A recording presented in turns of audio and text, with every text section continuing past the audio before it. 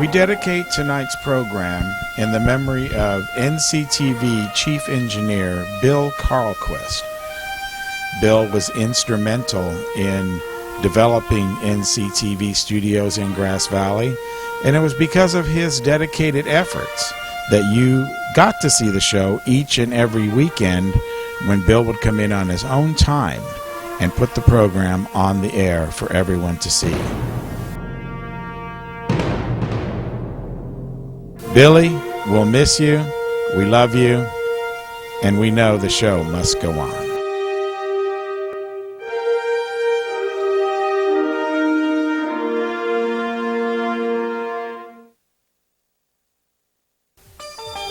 Live from LeFebvre Stadium on the campus of Placer High School, Touchdown Productions, now in our 14th season of local high school sports television, is proud to present the CIF Sac-Joaquin Section Les Schwab Tires Football Playoffs, presented by Farmers Insurance.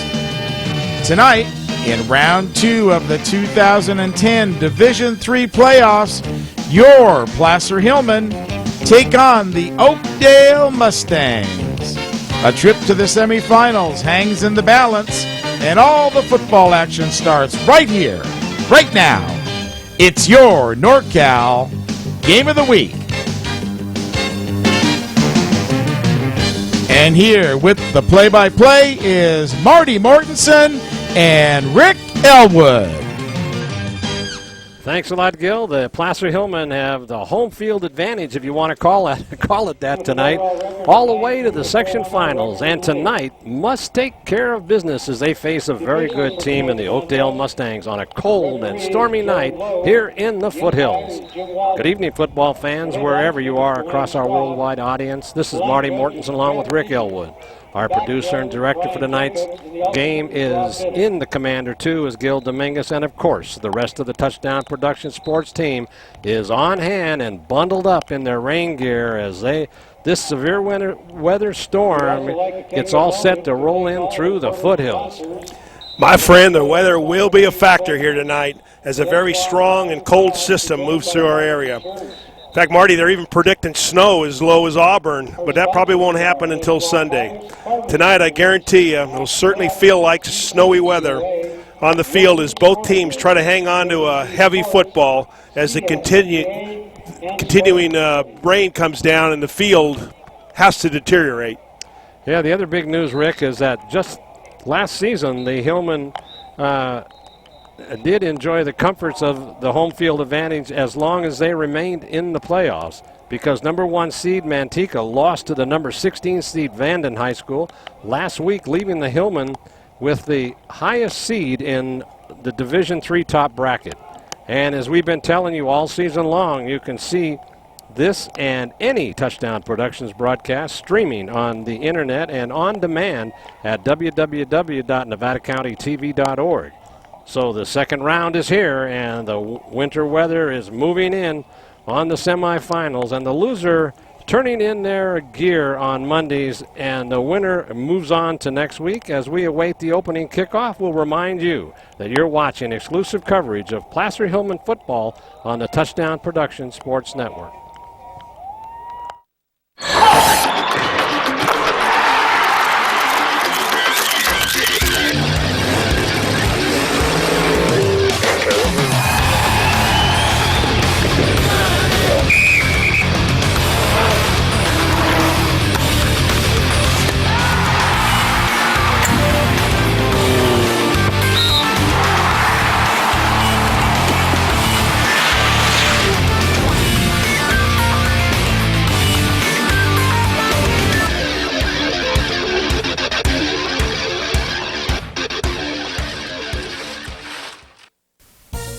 Auburn Endodontics is celebrating 11 years at their Auburn location on Enterprise Drive. Dr. Paul Bianchi has specialized in root canals and associated surgeries for many years. Maybe that's why he was honored as one of Auburn's best dental practitioners in 2009. Auburn Endodontics, proud sponsor of the 2010 Placer Hillmen football team. Good luck in the playoffs. Mike Bratton is the neighbor you can count on for your most important insurance decisions, 24 hours a day. The first step begins with a phone call. Hi, I'm Mike Bratton, your good neighbor State Farm agent, and I look forward to hearing from you. Since 1984, my team and I have been educating clients and developing long-term relationships through personalized and professional guidance on their insurance programs. We will put you in the driver's seat and strive to enhance each encounter you have with us. Like a good neighbor, State Farm is there. The Painter family's been feeding Nevada County since 1959, and October marks 51 years serving you. SPD Market is proud to be the only IGA family-owned and operated market in the area. You're sure to see your friends and neighbors in Grass Valley or Nevada City. You can trust that in these tough economic times, SPD will continue to offer you the best value and contribute to the welfare of our community. SPD, a hometown proud IGA market. Gold and silver are more important as a part of your investment portfolio more now than ever before. There's inflationary pressures. China alone could push the gold price more than double from $1,000 to $2,000 an ounce. Hi, my name is Jason Hommel and welcome to the JH Mint. Here at the JH Mint we have all sorts of gold and silver. We have about 200 ounces of gold. We have about 20,000 ounces of silver or more in stock. We also assay or scrap gold jewelry and placer gold, and we will be here for all of your gold and silver investing needs Monday through Friday, 10 a.m. to 5 p.m. Well, back here at soggy LeFebvre Stadium on the campus of Placer High School, Marty Mortensen along with Rick Ellwood. And Rick, a lot of things happened last week in that big win by these Placer Hillmen, but why don't you tell us about what happened to one of their key players? Well, Marty, you and I were talking about it before the game. In the third quarter, Placer up 33-0 over the Woodland Wolves, and probably one of the key players of tonight's game that won't play, Darren Senti, broke his collarbone. Darren was the leading receiver with 24 catches and 7 touchdowns for the Placer Hillmen. But probably more importantly, as we saw last week, as we were down, saw Bear River lose to Maryville because of some faulty kicking and special teams. Darren Senti is the kickoff guy and the place kicker for the Placer Hillmen. So they're going to bring up a sophomore who's never kicked on the varsity, Isaac Brace, and put him under a lot of pressure. I think that could be a key factor in tonight's game with Darren Senti out. He also plays pretty good defense, roves around the defensive backfield. So Darren Senti, big loss for Placer, and Joey Montoya must be a little concerned, maybe practice some two-point plays. All right, we'll come back and discuss a little bit more of that, but right now we'd like to remind you that you're watching exclusive coverage of Placer Hillmen football on the Touchdown Sports Network. Also the reason we take pride in being title sponsors of Sac-Joaquin Section Champ. You're always close by your neighborhood Ace Hardware in Auburn. Located on Highway 49 at Luther Road and locally owned and operated for the past 12 years by Mike Ryan and his family, Neighborhood Ace has teamed up with the buying power of Ace Hardware to bring you the largest selection of products for your home and business. And at Neighborhood Ace, they're always ready to talk about the latest Hillman victory at Neighborhood Ace Hardware. Living in Nevada County means living with trees. Hi, my name is John Pay. Our family has had property on Banner Mountain for the last 60 years. For the last 15 years, our property has been taken care of by Amancio Gutierrez. I highly recommend Amancio. If you have trees that need climbing, if you have brush that needs clearing, if you have a fire danger, 305-0012. Thank you. Hi, my name's Mark from Swayze's Public Wholesale at 140 East McKnight Way. At Swayze's, we have all kinds of automotive tools. We have all kinds of fasteners, 3 different pitches of metrics. We have safety equipment. And don't forget our glove world. We carry over 600 styles of gloves. If your canopy was damaged this winter, we have all the parts and supplies to fix and repair or expand it. It's Swayze's Public Wholesale. We have everything you need for everything you do. Open every day, 8 to 5 on the weekdays, open till 4 on the weekends. Welcome to Grass Valley Glass, family owned and operated by the Solomon family since 1989. Grass Valley Glass is your local expert in the repair of single and dual pane windows. And don't forget about your auto, truck, or motorhome. Grass Valley Glass also offers same-day repair or replacement on all your auto glass needs, and we work with all insurance companies. Remember, if it's glass, it's Grass Valley Glass. It's Roadhouse food from around the world at the Old 5 Mile House on Highway 20, your 5-minute getaway. Enjoy the comforts inside the Old 5 Mile House and travel around the world in November for the taste of India. Dine on traditional Indian cuisine, and don't forget to make your Thanksgiving Day reservations. Get something for everyone at the Old 5 Mile House, your 5-minute getaway. The Bratton family invites you to join them as they honor the memory of their son, Michael II, at the 5th Annual Turkey Trot 5 and 10K Run Thanksgiving morning at Hooper Stadium on the campus of Nevada Union High School. Last year, a record number of runners participated, raising money for the MEB2 Foundation, sponsoring a new day and suicide and depression awareness. It's the 5th Annual Michael Bratton II Turkey Trot 5 and 10K Run. Well, here we go with the Division III football brackets here as the playoffs continue. And take a look at that, Rick. That number 16 Vanden came in and won that matchup with where they have overall record of 6-4. Casa Robles, it was 7-3, and Placer comes into tonight's game 9-2, going up against Oakdale, which 8-3. So it ought to be some exciting contests. It's too bad that the weather is bad as it is all around the state. Yeah, the kids prepare all year and get to a chance the second round of the playoffs, but they don't look like they're as they're warming up. Oakdale and White already pretty dirty, and Placer getting warmed up here.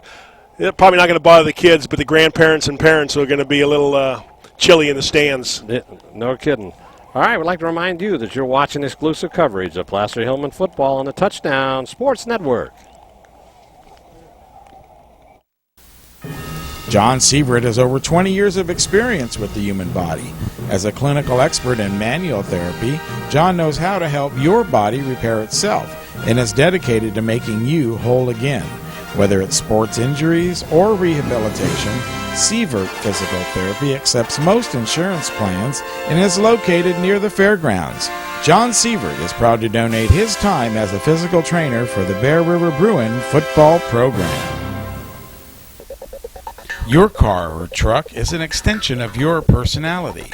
Chuck Cavros knows this, so Top This delivers truck and auto attitude every day with in-store displays featuring thousands of products from WeatherGuard, DZ, Bracket Truck Racks, along with a large selection of aftermarket performance products, all from the top manufacturers. So give your car or truck the attitude it deserves at Top This Truck and Auto Accessories. Bob and Kurt Pinkham have been serving your carpet needs in Grass Valley since 1977. That's over 50 years of experience. Their new 3,500 square foot showroom is stuffed with the latest designs in carpet, vinyl, hardwood, and ceramic tile flooring products from all the top manufacturers. With many products in stock in their huge 3,500 square foot warehouse. It's Bob's Discount Carpet in Grass Valley. The Hauser family reminds you if it's round, rubber, and it rolls, then you're sure to find it at Plaza Tire and Auto Service. From regular car and truck tires to small specialty tires for your trailers and golf carts, you can trust Plaza Tire has the tire for you. They stake their reputations on it every day. Plaza Tire and Auto Service. Auto repair done on your schedule, not theirs, in Penn Valley, Nevada City, and in Colfax. Hi, I'm Dawn Whitmore, branch manager at Adecco Grass Valley. Adecco is a full-service human resources provider. I'm Autumn Payne, your staffing consultant here at Adecco. If you're an employer, we have the perfect workers for you. I'm Lisa Harkey, senior staffing consultant here at Adecco. We know the economy's still tight, but we're here to help you find employment. We look forward to serving you.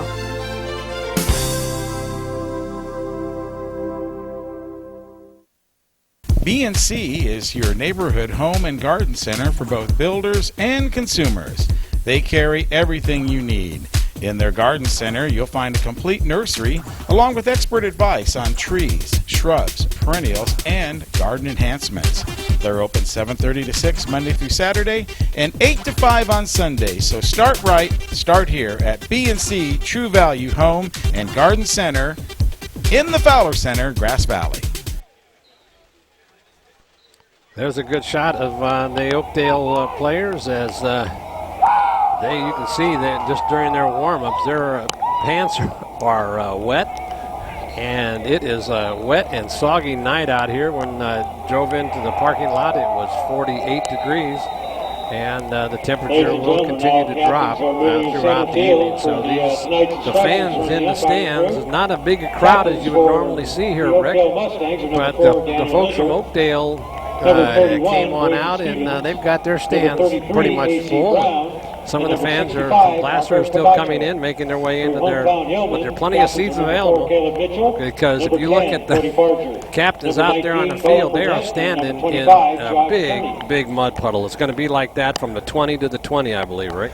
I think inside the hashes it's all dirt, and so if you want to run your plays, outside the hash marks is going to be where you're going to get some grass, and probably be perfect offenses tonight, Marty, for this kind of weather. Both teams run the wing tee. Both have marquee running backs that have gained over 1,000 yards. Oakdale has two guys in Daniel Linder and then Marcus Hernandez have gained a little over 1,000 yards each so far this year. And Josh Turney for Placer has rushed for over 1,000 yards. So perfect offenses for a muddy ball game is it looks like Oakdale has won the toss, but they have deferred to the second half. They will be kicking from our right to our left. That is the north to south direction, and we're just about ready for the kickoff. We'll have the playing of our national anthem by the Placer High School marching band. There's a good shot of them all dressed up in their finest uniforms, but I don't know if they're going to be marching on that field tonight. They probably rehearsed all week long, and then they come out here and got to sit in the stands. But we'll have our playing of our national anthem here in a minute. And but the sidelines for Placer behind the team and the coaches, they've got pup tents up, and so if you're sitting down in that front row, you're or the second row or the third row, you're not going to be seeing much of the field because it is done. I mean, they got those tents right in your way. Yeah, they're blocking everywhere. Line of sight's going to be blocked in those lower rows. So I was out here about 2:30, 3 o'clock, and the Placer band was out marching up and down the field getting prepared. So they were hoping they'd get a shot at halftime. That's a fine band that Placer puts out there, well prepared, and a good group of young kids. Now the band will warm up. We'll play the start of our national anthem. We'll be right back very shortly.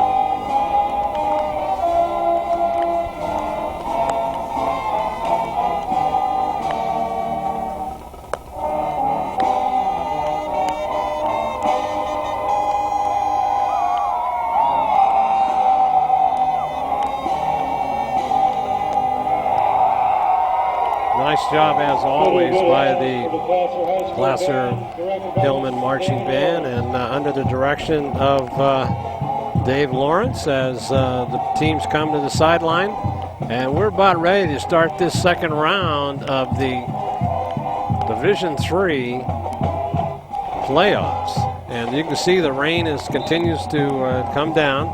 The wind has subsided a little bit and is not blowing as hard as it was while we were waiting for the game to earlier on. But what do you expect to see tonight, Rick?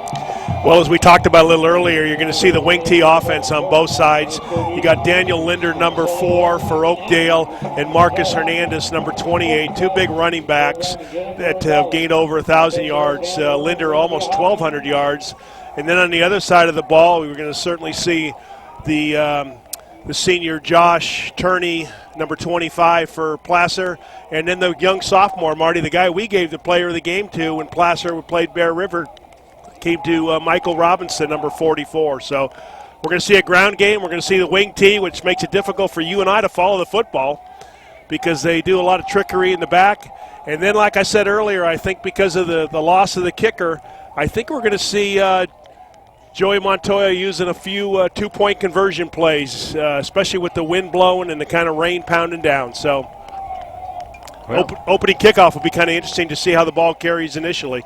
Well, we were watching from our vantage point, we were watching the Oakdale kicker and warming up. That was Justin Martin, and he was trying to hit a field goal from 40 yards out. And he got a couple of them, but it's slippery out there in the middle of that field. So you can see the folks on the sideline with their rain ponchos on, and it's just going to be a wet night tonight as we get ready for the kickoff for this Division III playoff. And let's see what happens. They moved it over to the left hash mark, and short kick. They're going to be taken in there for a fair catch, not taking any chances. And that ball will be spotted on the 30-yard line as Placer will come out, like you said, in their wing tee formation and see if they can put something together. But this is more than likely going to be a ball control game tonight, and the team that controls the ball will probably win the ball game. I think there's no doubt, Marty, and it's always talked about. I mean, whoever maintains control of the football and doesn't give it up for turnovers. So here's the handoff. That is Turney around the right side, and he's going to pick up some pretty good yardage. Nice run by Josh. Good lead block by Michael Robinson, and already one of the tents got in our way, Marty. We couldn't even see Josh getting down, so we're all going to be challenged with a little bit of the elements here tonight. That's going to be short of the first down by just a couple, and there's another handoff over the right guard position. And once again, that was Turney, the ball carrier, following the lead block of senior Michael Robinson. As Michael wishes he was a senior, Marty. I think he's only a sophomore. He's a young kid. He kind of came to life the first time we saw him against, had a great game against Bear River. It shows in our sheet that he's a senior, but I'll take your word for it. So here they go. It's first down, and that play looked like it went for nothing. No gain, but look how dirty the uniforms are. And it's going to be tough to spot the numbers for the Oakdale team as the mud has blended in the letters and the numbers together. So it's going to be a tough. This is one of the games where you just challenge your offensive line. If they can control the line of scrimmage and kind of take it to the defense for Oakdale. Pretty storied program and well coached. Oakdale is. Handoff. That's Robinson, the ball carrier. Picks up about 3 and goes through the slop in the mud there.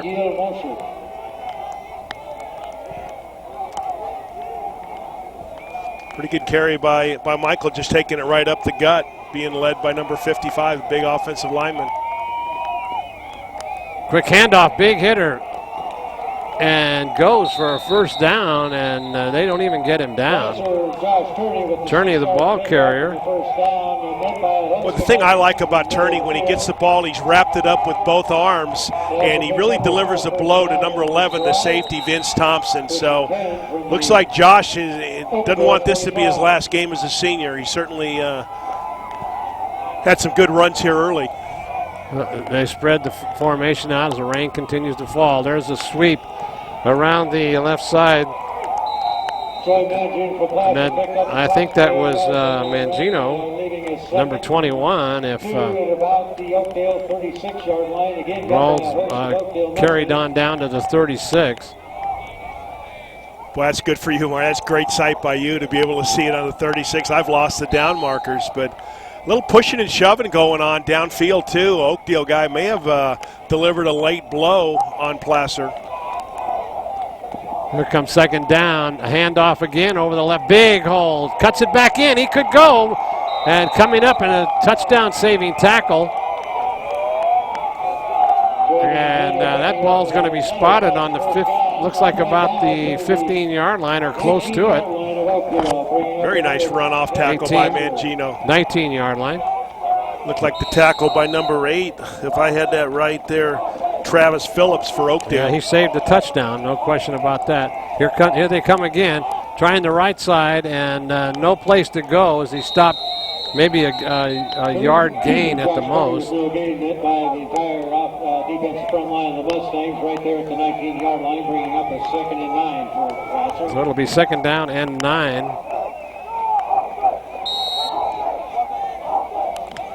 Looks like they're getting into the grass part of the field from about the 15-yard line in or 10-yard line in. They've got grass going in towards the end zone, so it should have a little bit better traction.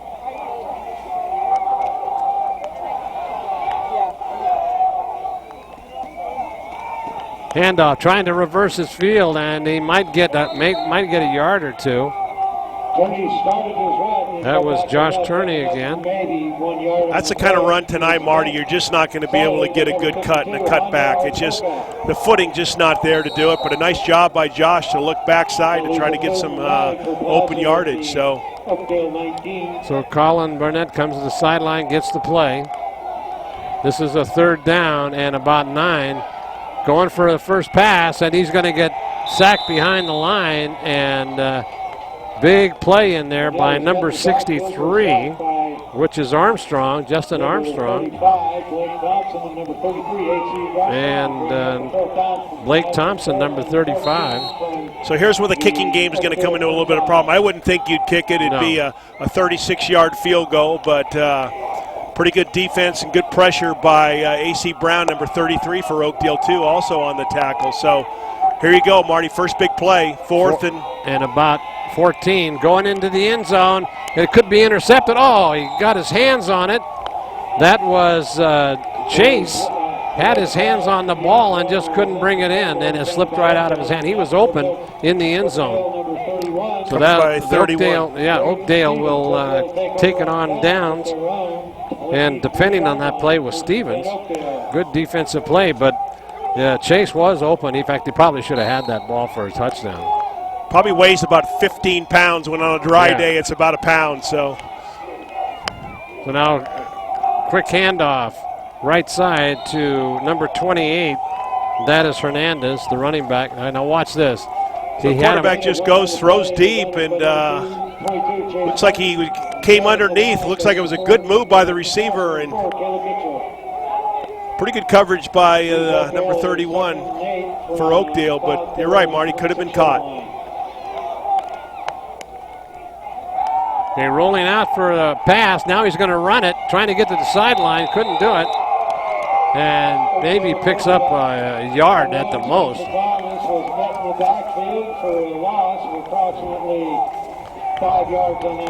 Excellent pressure on defense by number 47. Vanderdoss. He's the Vanderdoss, and then cleaned up by Colton Davenport. Number 52 was right there in the event the quarterback did. You know, Oakdale's only thrown for about 59 yards a game, so passing's not their strength. So here's a handoff right side, and got a big hole. He's going to be close to the first down, and he's got it. Big run in there by number 4, Linder, the other running back that's racked up a lot of yards. And Daniel Linder's got almost 1,200 yards this season already, and pretty good run. Just kind of broke off tackle and delivered the blow into the secondary. Coming out as a wide receiver is Vince Thompson. I don't think he's going to get much action tonight. He'll probably have the cleanest uniform of all. There's a bad snap, and it went right through the quarterback hands and went back to the, fortunately the running back was in the high formation. He was able to scoop the ball up, but there was a loss of about 1.5 yards. Second and 11 from around 29. So here we go. Here's number 47 coming in, Vanderdoss, who makes a great shoestring tackle. And then 52 coming up quick to cover is Colton Davenport. So good defense by Placer. And again, a nice defense stopping Oakdale in the backfield. And that'll bring up no gain. That'll bring up 3rd down and 11. So all of a sudden now, they can't. Oakdale can't move the ball. Marty, on that previous play, I almost thought it was a fumble-rooski the way the ball scooted through the quarterback's hands and ended up in the running back's hands in the backfield. It kind of just slid across the puddle. 2 backs in the backfield and handoff to the second man around the corner, and he's going to get big yardage down the sideline, cuts it back up and falls, or else he could have broke that into the end zone. That was number 5, the ball carrier's Northcutt. He looked like he could have taken that all the way.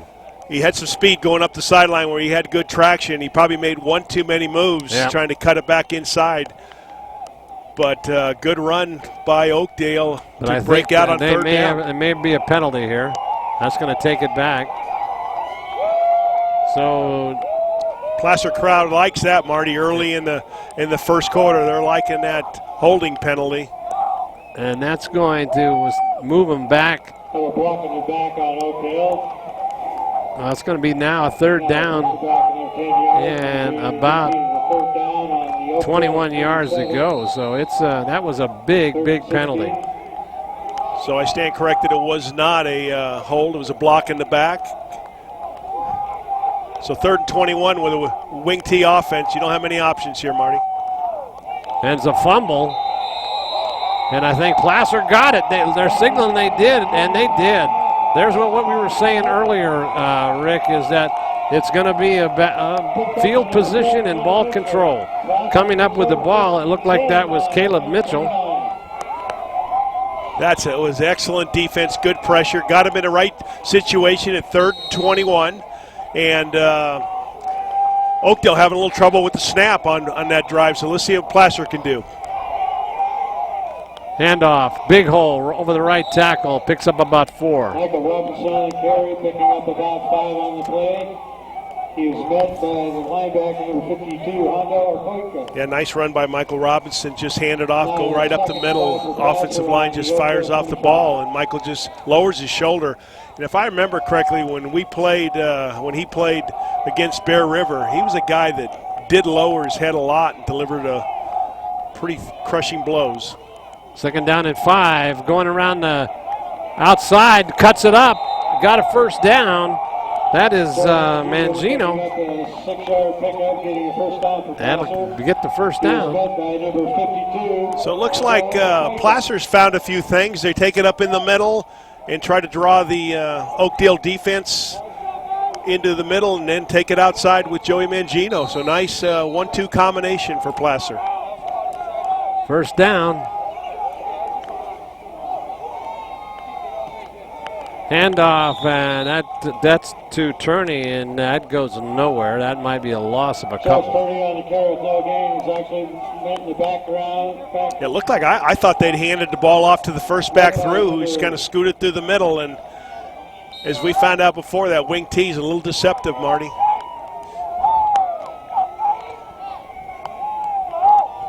Second down now. Handoff, cuts it in. That's Josh Turney again, and he picks up a couple. We got 3:20 left to go in this first quarter. Good tackle by number 6, Justin Martin, for Oakdale, coming up from his defensive back position. Looked like Josh was spinning and maybe getting ready to break away. So Colin Burnett comes in with the play. Going to be a pass, a little screen pass, and just dumped it off. And Oakdale was not fooled on that as the linebackers came in and put that stop on that. It'll bring up 4th down and looks like about 8. Marty, that almost looked like that dangerous wraparound draw. Well, we didn't get a clear look at it, but well, it looks like the kicking team's coming in. Could be a fake. Well, no, maybe not. There. The holder is Staton.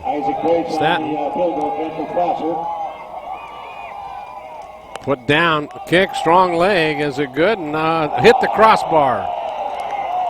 No good. Tough break. That little had plenty of leg. Well, it looked like a good kick. Yeah, He just had a was. one-step and punch, and that must have been Isaac Brace on that field goal attempt. So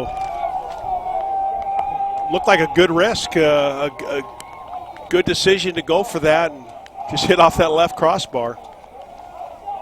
So now Oakdale with 2:11 left to go in this first quarter and still no score. They'll come up to the line of scrimmage on their own 20-yard line as this has been, let's take a look at that replay on that kick.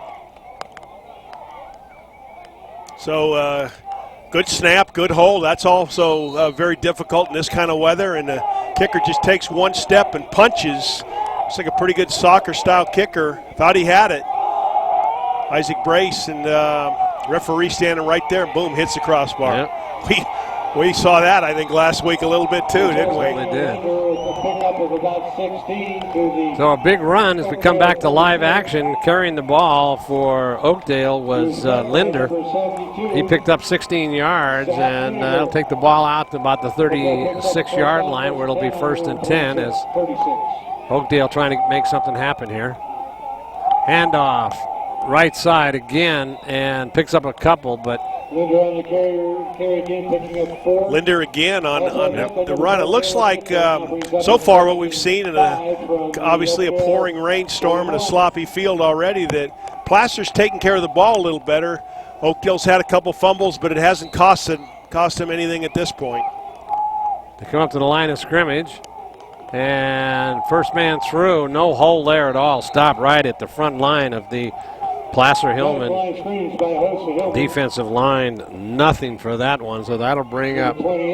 Excellent job by Vanderdoss and Colton Davenport, just stuffing up that middle and making a big hit. That'll bring up 3rd down and 5. Let's see what they do here.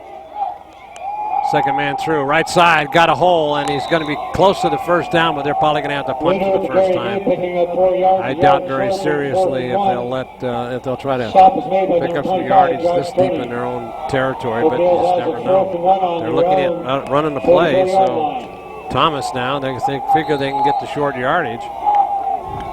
Clock continues to run down. There goes our coaching, right? Yeah, and then he got the first down. He crosses the first down marker, and I guess they figure, well, as sloppy as it is, as long as you hold on to the ball, maybe we can pick up some yards and get a couple anyway, and they did. That'll be a first down, and 36 seconds left to go. A very fast quarter. We hand it off to a pretty tried-and-true senior running back in Daniel Linder, and gets the first down. There's a handoff right up the middle, and got a fairly good block, but only picked up a couple. That should be the last play.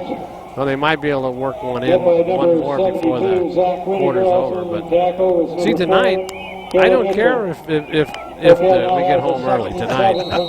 You can't play golf tomorrow, right? It's going to get rained out, no question about that. So, well, so here's what's interesting is Oakdale gets 4 or 5 yards of carry going to the right side on that last series, and then they turn around, hand to the left side, and Marcus Hernandez gets only a yard. So they're outthinking themselves, and he runs right into the mosh pit.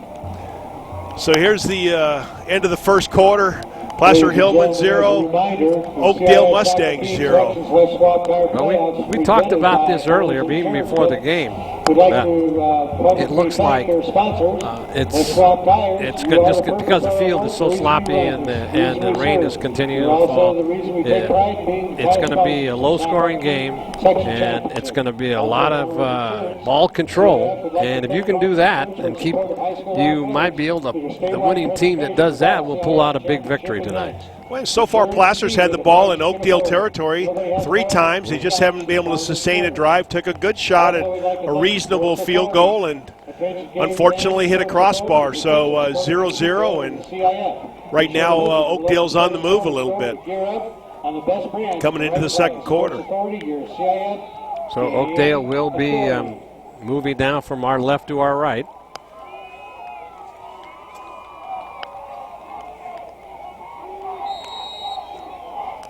One of those nights where I'm not sure Bleach is going to get anything out of those uniforms, those white uniforms. Maybe if we beat them, they won't have to wear them again. Exactly.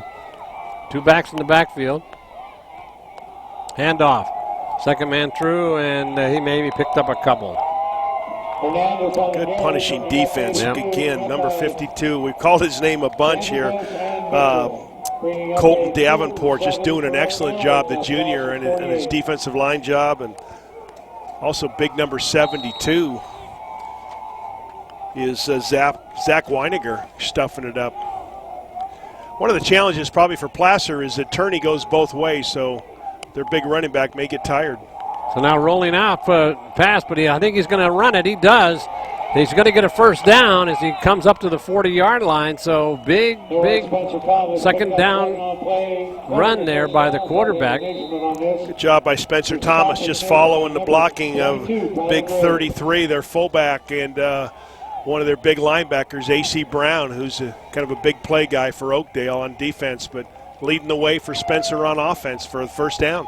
Now, I called it a first down. It looked like the ball crossed, but they're going to measure. Well, they'll keep the ball right there, and it sure appears to be, but Marty, even tough on the officials tonight, huh? Oh, yeah, It's just it got to be certainly is. difficult. Trying to keep the ball dry, trying to rotate different balls in to keep them dry, and especially when they set them down in the middle of the field where there's kind of a collection of water and mud. And did they make it? If they didn't, it's only going to be a chain link. That is first down. I called it. The excellent eyes of Marty Mortensen once right. again. Looking through a rainstorm, you see a first down. That's a great job, Marty. Just by the tip of the football. It's a game of, how many times have we heard it? It's a game of inches. Very Right. good. Hey. I've heard that quote before, So, right? I think so. Wasn't that Don Crickey that used to say that? Wow, A game of inches. he might be. He's at the. He's out at Notre Dame tonight, so. Notre Dame, big game against Army tomorrow at South Bend, and the pep rally tonight. Got some friends there. All right, here we go. Oakdale on the move. Oh, almost a fumble, and it may have been. Looks like Placer's celebrating again. Looks like they've got they the recovered football. Boy, I think an excellent job there by Caleb Mitchell and again Eddie Vanderdoss.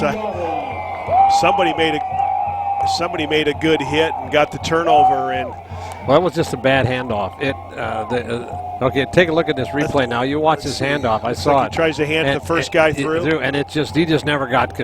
Right, never got it in the belly of Marcus Hernandez. So now the Hillmen on the move, and that is Mangino, the ball carrier, and he gets helped up out of the mud. He might have lost a yard on that play. New fresh ball is brought in by the ball boy. Yeah, I think Mangino got the ball in the backfield, and again, full pressure defense. It looks like Oakdale's coming, and what'd you say, Marty? You thought it was a loss of 1, so. Yeah, that's what it was, as the second down marker indicates. Handoff, trying to sweep, no place to go. Good defense in there.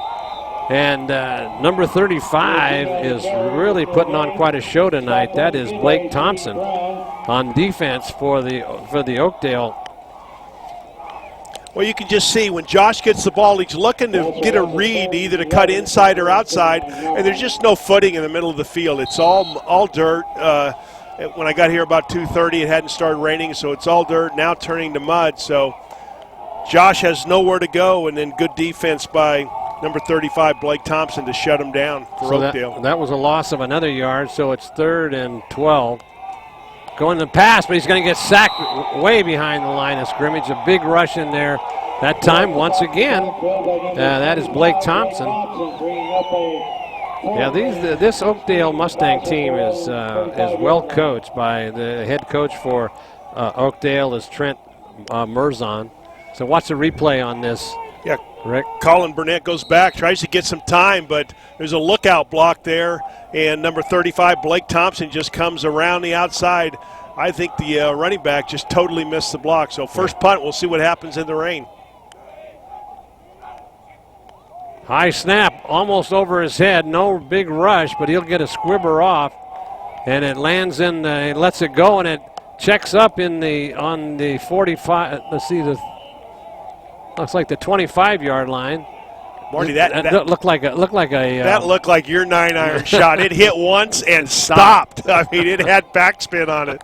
I had a couple of those today, but that could have been dangerous. I mean, the high snap, if Oakdale would have been bringing pressure, I think they may have been able to block that. Placer would have had trouble getting that punt off, but good job. And so now we switch field position, coming back Oakdale the other way. So 3 turnovers, rolling out, and going to try to run it. Gets a big block, and he's going to get the first down as he goes out of bounds. Nice job in there by Spencer Thomas as he rolled out. Placer's got to know that this guy's not going to throw. I mean, they don't throw much at all, even on a dry day. So they're pretty committed to the run, but he's shown some ability on running to the left, getting outside. Spencer Thomas has. 2 backs in the backfield, 1 wide receiver spread out, and that play goes absolutely nowhere. Coming up, that is number 72 for the Hillmen has just made a nice open field tackle there. Yeah, excellent job. We called his name earlier. Yeah, Zach Weininger has done a nice job. Just shed his block and get in the backfield. Handoff now, and that goes nowhere, so that'll bring up 3rd down. And they've got a long way to go here. 3rd down and 12, so the Placer defense steps up again. Anthony Trull, number 60 that time, getting in there just like we did on the previous play. So there's no blocking and no running and no room, so 4th down? No, 3rd down, and let's see. That's not going to go anywhere either. He's driven back. Wow, what a play that was. Boom, Caleb Mitchell delivered a major league blow right there. Big hit by number 4, Caleb Mitchell. Also major league. Could be a momentum-shifting hit the way Caleb came up and delivered that blow. Troll also was in there. Watch number 60 come up, too. So excellent job. Boom. Caleb just delivers the blow. Running back goes clearly 5 yards in the opposite direction. Was that Spencer Thomas, number 1, carrying? I thought he handed it off, but I didn't. Here's a punt now. Almost, and it is blocked. They got in, and trying to pick the ball up. Now he falls on it. Now he loses it, and let's see. It's going to be Placer ball. Good defensive play all the way down to the. Looks like about the. Where are they going to set it up at about the 20. Inside the 20-yard line. I love the aggressive call by Joey Montoya and the Placer Hillmen, whoever called that. Great hit by number 4, Caleb Mitchell on 3rd down. Sends a message to Oakdale, and then they bring the punt rush and block the punt. So short field for Placer now. Here comes Placer. Handoff, trying to go around the left side, and carrier Spangler. Here's a punt block. Didn't even have a chance. No. I can't see this guy's number here. We'll get it, but you just got to fall on the football side. You're not going to advance it in this kind of weather. You just got to fall on it because right now Oakdale's got an opportunity. They can recover that ball. Yeah, well, they got it now. Handoff up the middle. Michael Robinson just nowhere to go. Nothing. The line just can't get their footing and drive off the ball. And number 12, Brad Spangler gets up limping a little bit. Maybe got stepped on. So Michael Robinson's limping too. A.C. Brown put the stop on that one. So the referee going to call timeout here. Oh boy, Michael Robinson's limping bad. Yeah, he's going to be it. Like one of the guys from the club, Dwight Ellwood. Dwight comes by and It gives me the high five as he's heading up to the stands. He's a little late for the ball game tonight, but he's a big supporter of Placer High School. So here's the big hole, and that goes Tosh Turner. I don't know if he got the first down or not. They may have to go back and try to kick it again. Yeah, let's see what they're going to do. On the carry met by number 36. I didn't see how far he got. They did wide splits on the left. It was an interesting lineup. Almost split the guard and tackle out way extra wide on the left-hand side, trying to create a little deception for Placer. Here we go. And that is going to be, just get back to the line of scrimmage, and it's going to be, I think that's going to be a turnover as Oakdale stopped them short on that fourth down. First down met by number 35, Blake Thompson. Blake Thompson on the, we called his name a few times here, Marty. Let's see if they gave him the first down. They may have to measure. Let's see. Well, Oakdale, which we found out from all the games we've done this year, the players usually are not the best judge on first down or stoppage, and so they're all calling it was stop on Oakdale's side.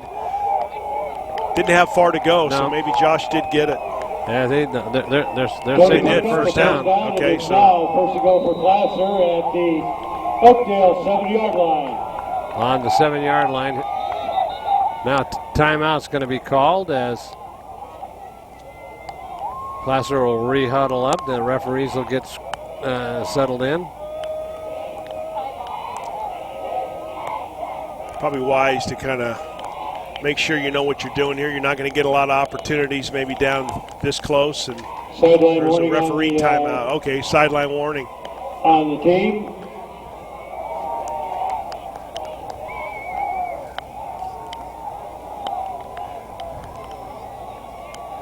You'd think the referees in a game where it's pouring rain on a grass environment where two teams are playing the second round of the playoffs wouldn't be monitoring the sideline as closely. They'd be watching where the ball is. But Trent Merzon, the coach for Oakdale, just excited, kind of get his defense fired up, and guess you got outside the coaching box. First and goal.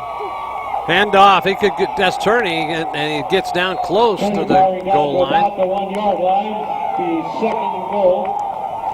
Stopped by. Let's see. I believe he got down to the 1-yard line. Nice job by 56 Connor Gray, who led the way on the offensive line. Just drove his guy off the ball, and Josh found the hole and followed him for 6 yards down to the 1. Got 4:35 left to go in this half. There's Turney again, trying to get in, but they stopped him on that play. He tried to cut back and was hit right at the line of scrimmage. And so he's still out about a yard, so that'll bring up third down. It'll be now third and very short for Placer. This could be a very instrumental score. You may not get many of them tonight. As you were talking, Marty, it's going to be low scoring, and this opportunity needs to be taken advantage of by Placer. Well, the quarterback sneak, but I don't know if he got in or not. Let's see how they mark it. He didn't get much forward progress. Did he need much? No signal. No, they're marking it fourth down. Fourth down. And he may have lost a half a yard on that play. Let's see what you got in your playbook. So difficult. They try to go on quick snap. 19. Colin Burnett just gets up under center and tries to do a quick snap, but good job by Oakdale to be there on the defensive line. Now a timeout's going to be called by Oakdale as they're going to go to the sideline, talk it over, and see what they can do. So this is a big play, fourth and about a yard. Take this opportunity to both teams are going to rally up here and offensively kind of challenge. Joey's going to challenge his team, saying, hey, this is an opportunity we need to take advantage of.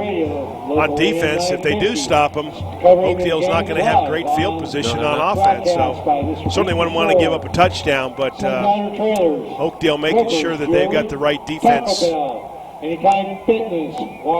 the goal line stand. Local Heroes Deli, David. Well, this is a big fourth down stance here for the Oakdale Mustang. Please support your local sponsors and help support the Placer Boosters See what Club. play that Coach Montoya sends in for their. So this is where, Marty, I would do the hard count on offense and try to draw. Even though you're only an inch away, I would try to draw Oakdale offsides, because certainly they're going to try to blitz and stuff up all those gaps, because probably expecting just a turn and a handoff to Josh Turney, the big senior running back for Placer, if I'm guessing as the defensive coordinator. So let's see what happens here. Burnett comes in. Going to come in up under center. They got to hurry up to the line of scrimmage. They give it. I think he may have gotten in. Let's see where they spot it. No signal yet from the referees. They may not have made it. Number 62 is jumping up and down. But I don't. No, now they give it to him. Touchdown, Placer. Excellent job. Good drive by the offensive line. The referees can't even really see in there. And it looked like Josh got pretty good lean forward, and he only needed an inch. So, again, turning a handoff. Josh should go off tackle to the right side. Now the all needy extra point here as the sophomore lines it up. So looks like a little trickery coming up here. As I said, Joey's got something up his sleeve. Yeah, but they'll shift over, and they're going to snap it and go for the extra point. So the ball can be snapped and high placed snap, down. put down, up, and did he make it? No good. Good, wow. Extra point attempt by Brace is no good. That was another, that was Brace number 18. So I guess Brace didn't kick the other field goal that hit the crossbar. So was that number 18 that was doing the kicking? yeah, excellent job by Placer blocking the punt, taking advantage of a turnover and going down, at least putting 6 points on the board. There's that replay on that touchdown, Rick. Burnett just turns and hands off to Josh Turner and Turney, I'm sorry. Take this opportunity to thank our statewide sponsors. Just keeps driving his legs down in there. 62 is kind of quick signal. It's a touchdown. And CSCA, California too bad he's not wearing a striped shirt, because it took the referees quite a while to recognize that Josh was in the end zone. So that turnover turns into 6 points. There's the call. So the third turnover for Oakdale finally turns into some points for Placer. Well, they took advantage of the short field and did what they needed to Kick do. off for Placer, number 4, Caleb Mitchell. Here's the kick. Oh, and it jumps in over his head, and now, he's got some running room, and then now he gets it back up to the 20-yard line. That was very dangerous, almost to another turnover. Coming into the game, Oakdale is purported to be a well-coached, a playoff team that is in the playoffs almost annually, and certainly not handling the ball very well, and almost lost it there on the kickoff, Marty. Starting at their own. Good coverage by Sawyer Carson, number 2, for Placer on that kickoff.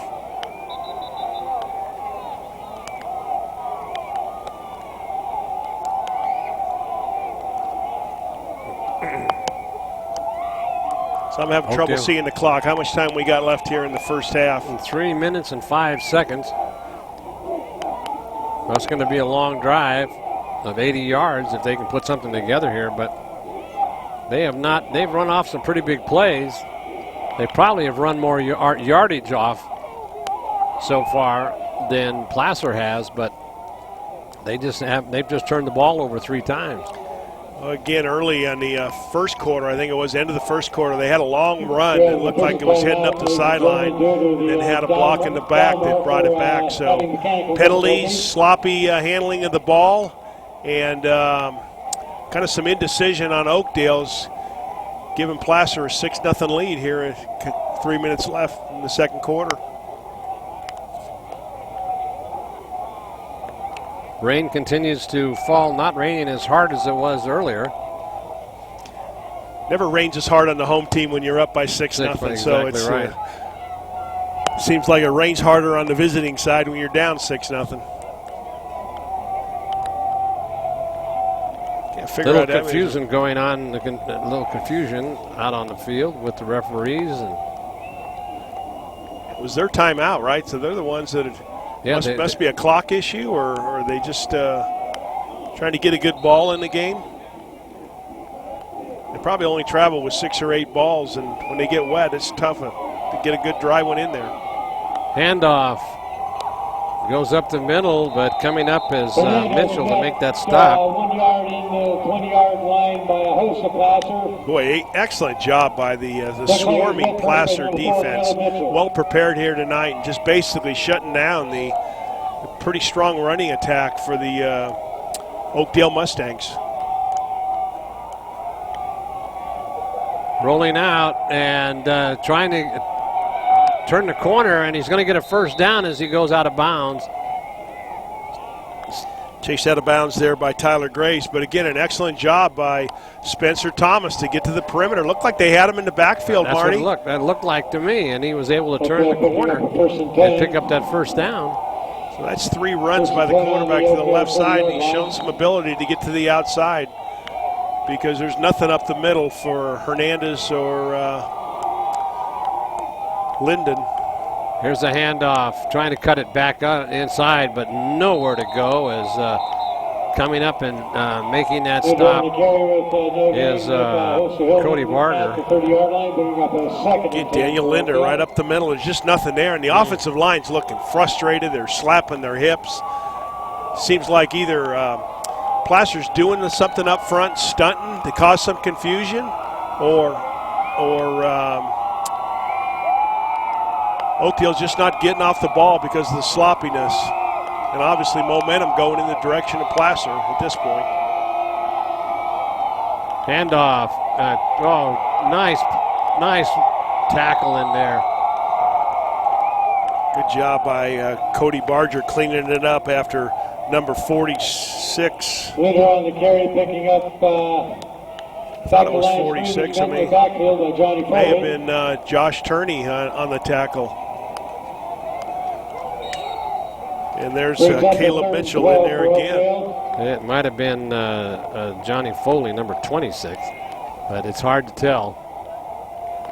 So we'll get a replay here and we'll get a chance to take a look at it. You're right, Marty. It was number 26, Foley, and just keeps hold of him, and then Barger comes up to clean him up. Good gang tackling. Excellent job and coverage by Vanderdoss. We've called his number a bunch tonight already. Oh, that was the old quarterback keeper, and no place to go. They'll have to punt the ball again. Thomas is back to pass, but caught in the backfield. Vanderdoss and Colton Davenport there to stop the quarterback Spencer Thomas. Got to be difficult, Marty. I understand in the Oakdale Corral, they call it, down in Oakdale's home field. It's artificial turf, so they don't have to deal with this kind of bad footing and mud situations and rain. It makes a big difference. I liked your idea earlier. It would have been nice if the CIF would have moved this game up to Nevada Union tonight, especially with the weather conditions being what they are. Another half an hour drive up the hill, but still it would have a much better playing conditions. Well, I think Placer would have still had home field advantage up at Nevada Union playing on a better surface. That's why they spend $1 million, $2 million to turf those fields, so these kids can have an opportunity to play in weather like this.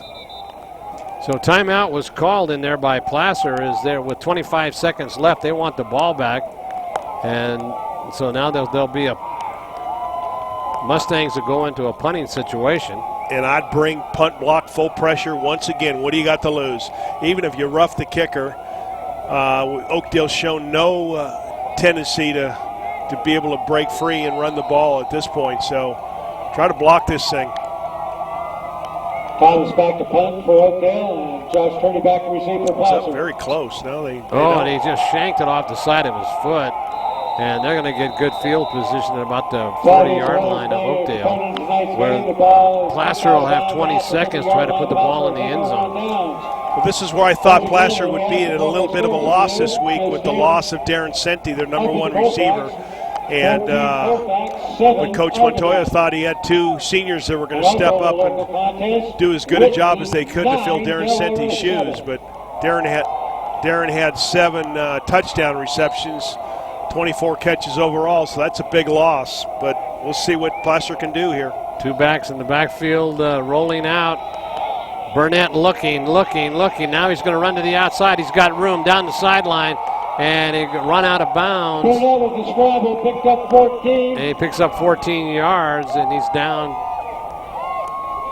out to the 28-yard line. Excellent job by Burnett. He saw that they're good pass blocking that time. They picked up the rush from the outside, and he saw that there was nobody open downfield. And he says, got a few seconds, I might as well get 14 yards and get out of bounds. How'd that look, Coach? Comes to the sideline, Coach says, hey, Cody, I said throw it. Yeah, right. So now they've got 12 seconds left to go, and they're down at about the 28-yard line. Let's see if we can spot where they put the ball down. First down. Now they're going to call a timeout on the 26-yard line. So with 12 seconds, you said? Yep. Is that what we got on the clock? So you got a couple shots. You can take 1 shot at the end zone. And I believe Placer still has a couple timeouts left. I think they got one more. One more, and they can even run the ball. Maybe run a little screen play. Try to break something to fool the Oakdale defense. Oakdale just looks lost at this point. Placer looks like their momentum's going their way and they're controlling. Especially in sloppy conditions, doing a better job, certainly, of handling the football. Centers and Sac-Joaquin section championships are committed to helping provide opportunity for today's youth to reach their goals. They probably got a chance for 2 plays. Good luck to all participants. Left here, so let's see if Burnett can air the ball out. There's only 1 pass has been thrown so far tonight in this first half. And that was a well-thrown ball. That had an opportunity to. The receiver got his hands on it. Could have been a touchdown. I see Michael Robinson's back. Burnett going back to pass, looking, now running backwards. He's going to run the ball out of bounds, and they lost a big yardage on that as he slides all the way on out. That'll take him out of field goal range, and they got 5 seconds left. That was not a good plan right there. Yeah, tough to get. Once you start giving up yardage, he should have just unloaded it to save some time off the clock. Edgar Garcia chasing him out of bounds there, number 7 for Oakdale, and one of their big defensive linemen too. So in weather like this, when the field, even defensive linemen are neutralized, quarterbacks with their speed are neutralized because no one has good footing to go north and south. And Burnett was just kind of running for his life to get the clock stopped. Now they're going to be huddling up and then running to the line, trying to. With 5 seconds left, this is going to have to be an alley-oop into the end zone. Let's see what they do. Oh, he fumbled the ball, fumbled it again, and comes up with it. Now run the clock out. So that'll be the end of the first half of play, with both teams heading for the locker room. There's your touchdown production scoreboard. Total of 6 points put up on the board so far tonight. 3 turnovers by the Mustangs. And that's the difference in the ball game right now, as they cannot move the ball. Well, I can't say they can't move the ball. They have been moving the ball, but not in key situations. They have more yardage than Placer does, but it's just one of those things where ball control and making more mistakes, and that's the difference so far in this ball game here. 6-0 at the half, being led by Placer in this championship football game. Well, you look at the punt block, big turnover. That's the kind of things we talked about coming into the game, Marty, that probably were going to happen. Now both teams are having trouble handling the football. So Oakdale is going to go to the locker room and got to feel pretty good being down only by 6, even though I'm not sure they even crossed midfield. Well, they did cross midfield. Yeah, they did a couple times, right. But certainly Placer controlling the line of scrimmage a little bit better and seeming to have an upper hand, certainly on the scoreboard, 6-0. And the referees, we see them walking off the field. They're struggling too. No kidding.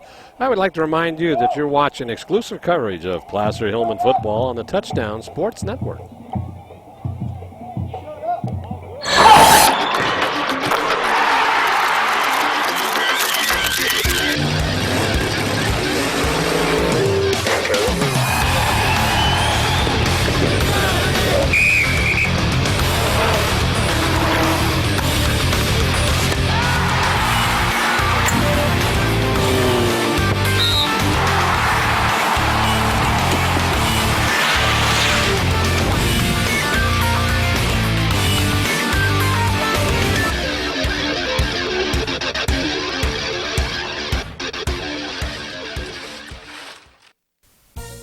Auburn Endodontics is celebrating 11 years at their Auburn location on Enterprise Drive.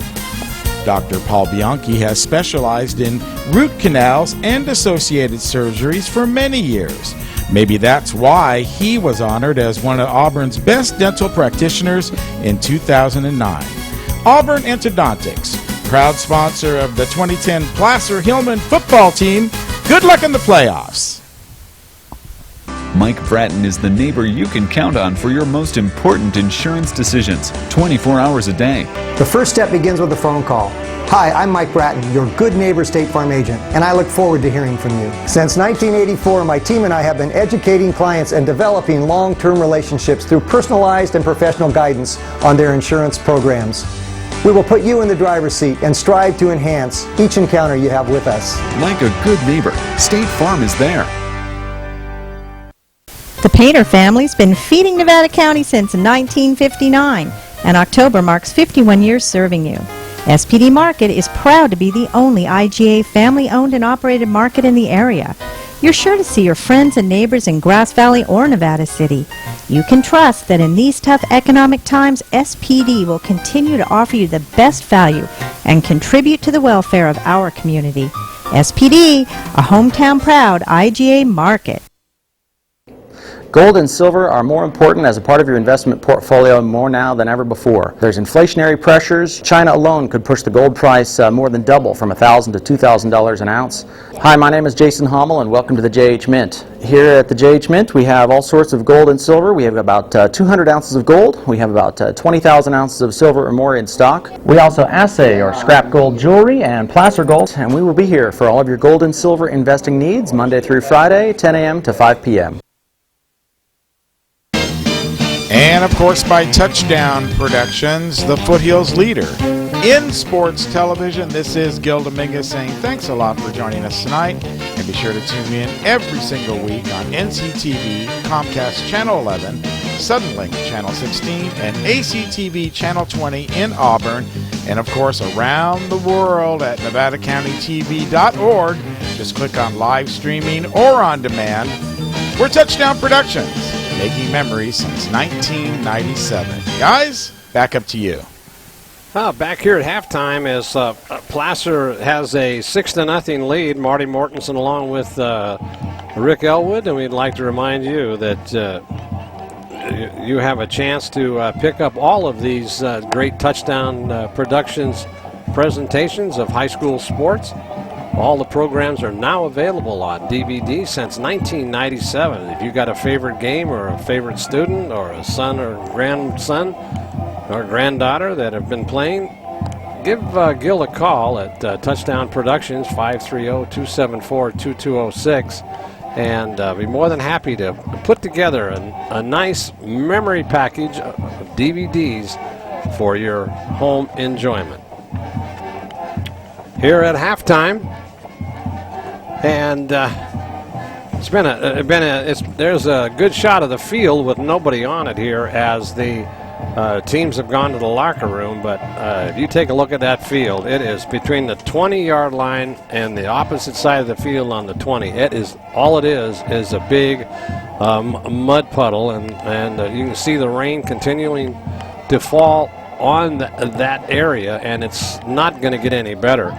As the rain started falling today in the Auburn area about 3 o'clock, and it's been a steady rain ever since, and you can see the standing water. So it's just going to get tougher the rest of the way as both teams are going to try to hold on to the ball and make sure that no more turnovers. Although Oakdale has had 3 turnovers. One of them is on a blocked punt, has cost them a touchdown, and they had a pretty good defensive stand, but Placer was able to move it down the field, and on a 1-yard plunge by Josh Turney with 3:13 left to go in the half.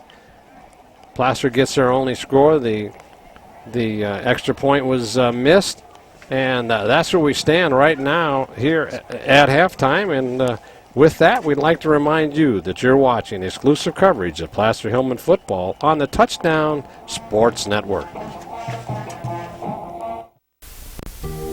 You're always close by your neighborhood Ace Hardware in Auburn, located on Highway 49 at Luther Road and locally owned and operated for the past 12 years by Mike Ryan and his family.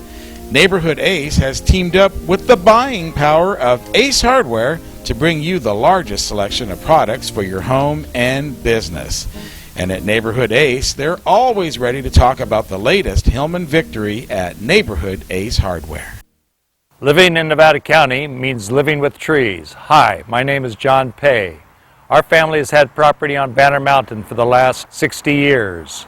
For the last 15 years, our property has been taken care of by Amancio Gutierrez. I highly recommend Amancio if you have trees that need climbing, if you have brush that needs clearing, if you have a fire danger, 305-0012. Thank you.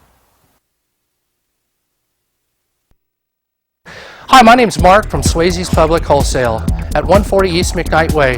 At Swayze's, we have all kinds of automotive tools, we have all kinds of fasteners, 3 different pitches of metrics, we have safety equipment. And don't forget our glove world, we carry over 600 styles of gloves. If your canopy was damaged this winter, we have all the parts and supplies to fix and repair it or expand it. It's Swayze's Public Wholesale. We have everything you need for everything you do.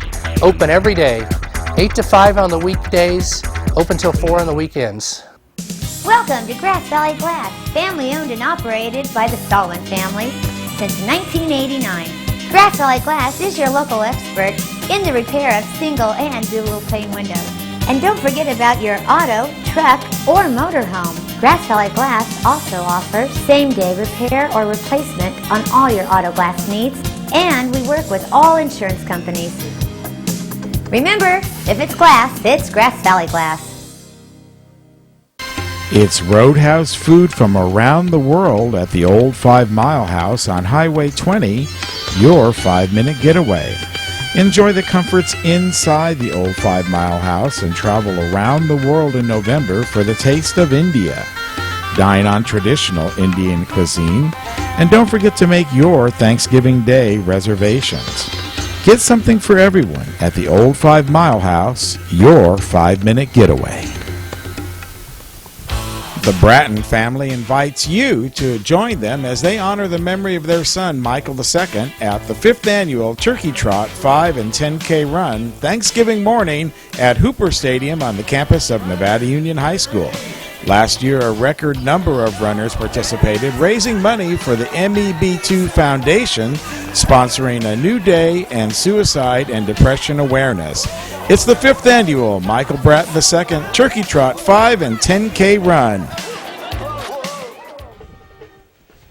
Back here at halftime, as you can see, the fans are still huddled up underneath any kind of partition tent or whatever they can find. That's the visiting Oakdale side. They came prepared. Also, they came early, set up their overhead, whatever you call those tents that they've got, and so a group of them and under each tent, keeping dry as best they can. Yeah, there's a couple of people with no umbrella and no tent. And I guess they don't know that it's raining outside. But got to hand it to the Oakdale folks. They brought a nice crowd on a night when obviously it's about a 2.5 hour drive from their part of the country up here. And I was out in the field at halftime, Marty. It's in horrendous condition. It's not draining. And so the second half is going to be very, very difficult for both teams. And I would think next week, if Placer does go on and win this thing, that the CIF has to do something. The field probably can't be played on next week after being torn up like it is tonight under these conditions. Something was cool, though. The Placer band is under those lean-tos down at the far end. They're playing their tunes, not to be denied. They've worked hard. They practiced. Their parents are here, too. The Placer band's playing long and hearty down at the other end of the field. Unfortunately, they weren't able to get out on the field. They worked on those routines all week, but those things happen. The weather does prevail. As you can see, the rain continues to come down. Field is really in tough shape.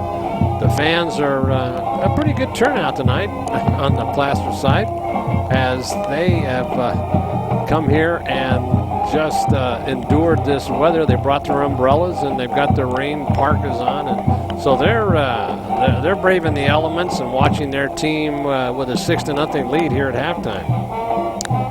All right, check this out. Touchdown Productions now is on Facebook. We'd like to have you come out and sign on and become a fan of Touchdown Productions. And out at the Facebook site for Touchdown Productions, you can discuss local sports. You watch some of our game highlights and see our broadcast schedules and meet the Touchdown Production crew.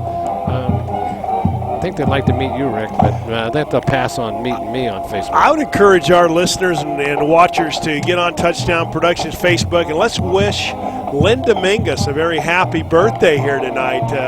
Her husband's working hard in the Commander 2 directing our broadcast, but Lynn, happy birthday to you, and we miss you here tonight. Hope you're having a great birthday. I'll tell you one thing, she's probably having a much better time than these fans than we are tonight, because this is no night for. She's probably sitting by the nice warm fire waiting for the snow to come at that's going to be here this weekend. And so all in all, it's a happy. There it is. Happy birthday, Linda Mingus. I was on Facebook and sent her a birthday wish this week, and so I was. That's a nice place to go. Touchdown Productions Facebook account there, and check it out. All right, I'd like to remind you that you're watching exclusive coverage of Placer Hillmen football on the Touchdown Sports Network. John Severett has over 20 years of experience with the human body. As a clinical expert in manual therapy, John knows how to help your body repair itself and is dedicated to making you whole again. Whether it's sports injuries or rehabilitation, Severett Physical Therapy accepts most insurance plans and is located near the fairgrounds. John Severett is proud to donate his time as a physical trainer for the Bear River Bruin football program. Your car or truck is an extension of your personality. Chuck Cabros knows this, so Top This delivers truck and auto attitude every day with in-store displays featuring thousands of products from WeatherGuard, DZ, bracket truck racks, along with a large selection of aftermarket performance products, all from the top manufacturers. So give your car or truck the attitude it deserves at Top This Truck and Auto Accessories. Bob and Kurt Pinkham have been serving your carpet needs in Grass Valley since 1977. That's over 50 years of experience. Their new 3,500 square foot showroom is stuffed with the latest designs in carpet, vinyl, hardwood, and ceramic tile flooring products from all the top manufacturers. With many products in stock in their huge 3,500 square foot warehouse. It's Bob's Discount Carpet in Grass Valley. The Hauser family reminds you if it's round, rubber, and it rolls, then you're sure to find it at Plaza Tire and Auto Service. From regular car and truck tires to small specialty tires for your trailers and golf carts, you can trust Plaza Tire has the tire for you. They stake their reputations on it every day. Plaza Tire and Auto Service. Auto repair done on your schedule, not theirs, in Penn Valley, Nevada City, and in Colfax. Hi, I'm Dawn Whitmore, branch manager at Adecco Grass Valley. Adecco is a full-service human resources provider. I'm Autumn Payne, your staffing consultant here at Adecco. If you're an employer, we have the perfect workers for you. I'm Lisa Harkey, senior staffing consultant here at Adecco. We know the economy's still tight, but we're here to help you find employment. We look forward to serving you.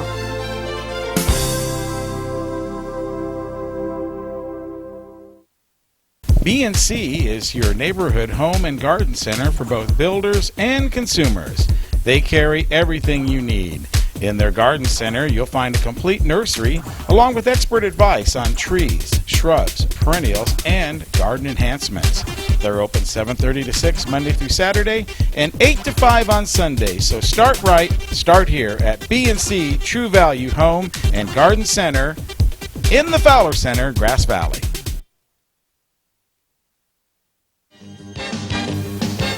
And of course, brought to you by Touchdown Productions, the foothill leader in sports television. This is Gil Dominguez saying thanks for joining us tonight, and be sure to stay with us after the game when we announce the Bill Slade & Sons Trucking Player of the Game, created by Stuckey Engravers. Once again, the Touchdown Productions sports team will select the most deserving NU player and honor them with a beautiful acrylic plaque made by Stuckey's. So stay tuned after the game for the Bill Slade & Sons Trucking Player of the Game Award, created by Stuckey Engravers, and coming up immediately after this exclusive telecast. Rick, we've got our work cut out for us here tonight if we're going to have a Bill Slade & Sons Player of the Game Award, because there hasn't been much action going on, although Josh Cherney did run in the only touchdown on that short half-yard plunge into the end zone.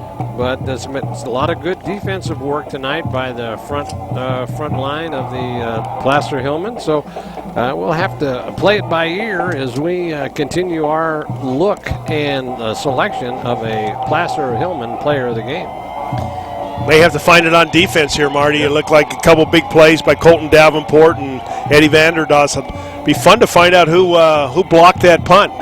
That individual, it could have been someone like Caleb Mitchell, who had a big bone-jarring tackle in the first half. So let's see who rises to the top. Yeah, we'll have to see what happens here as the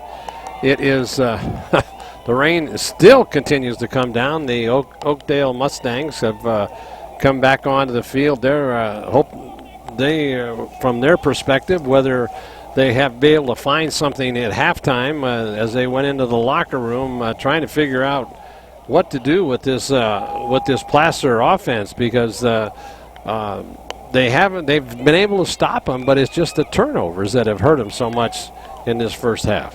I'd love to have been in the Oakdale locker room to listen to what their coach would have to say, because they have done basically nothing. I mean, they've had some good defensive plays, but on offense they've been stymied.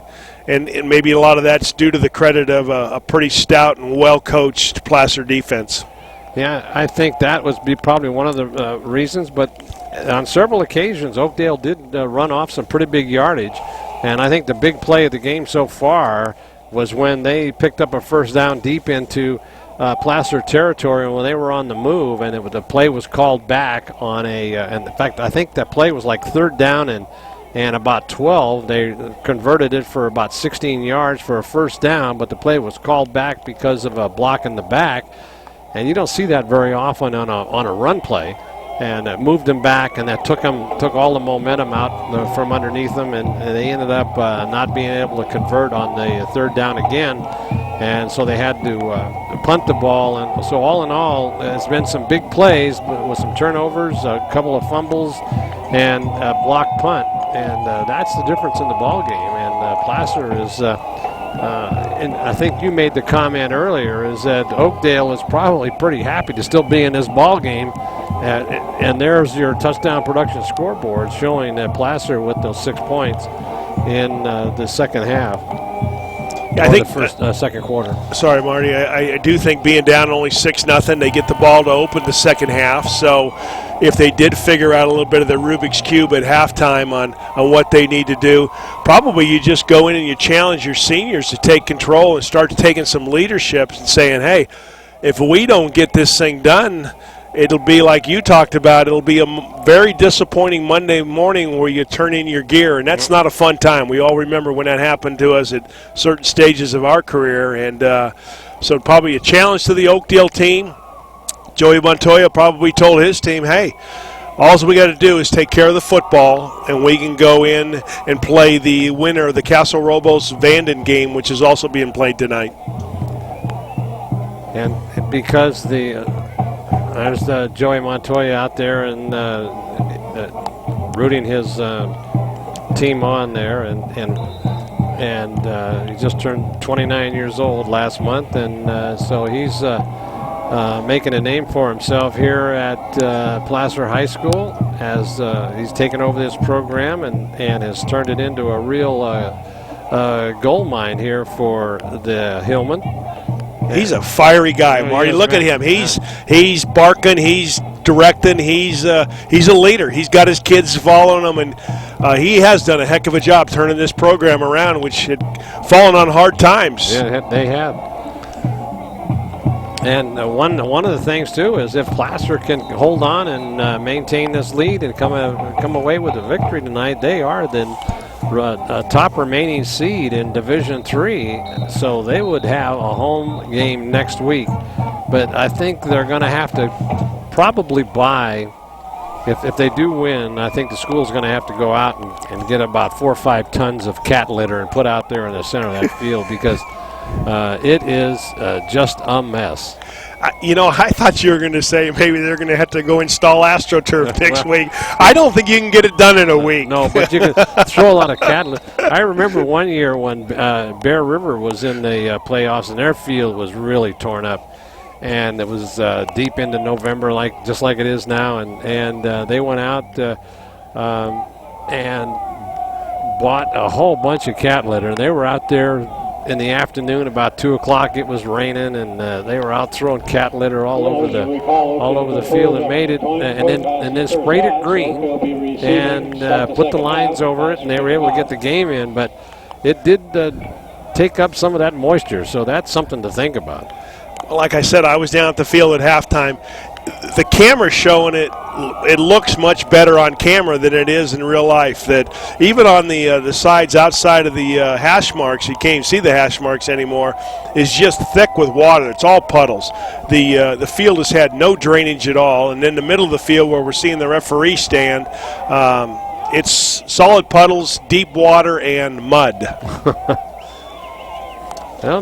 I don't think the players mind that much, but it does kind of detract from a good quality football game, because now you're working up against there's a good shot of the turf out there, what's left of it.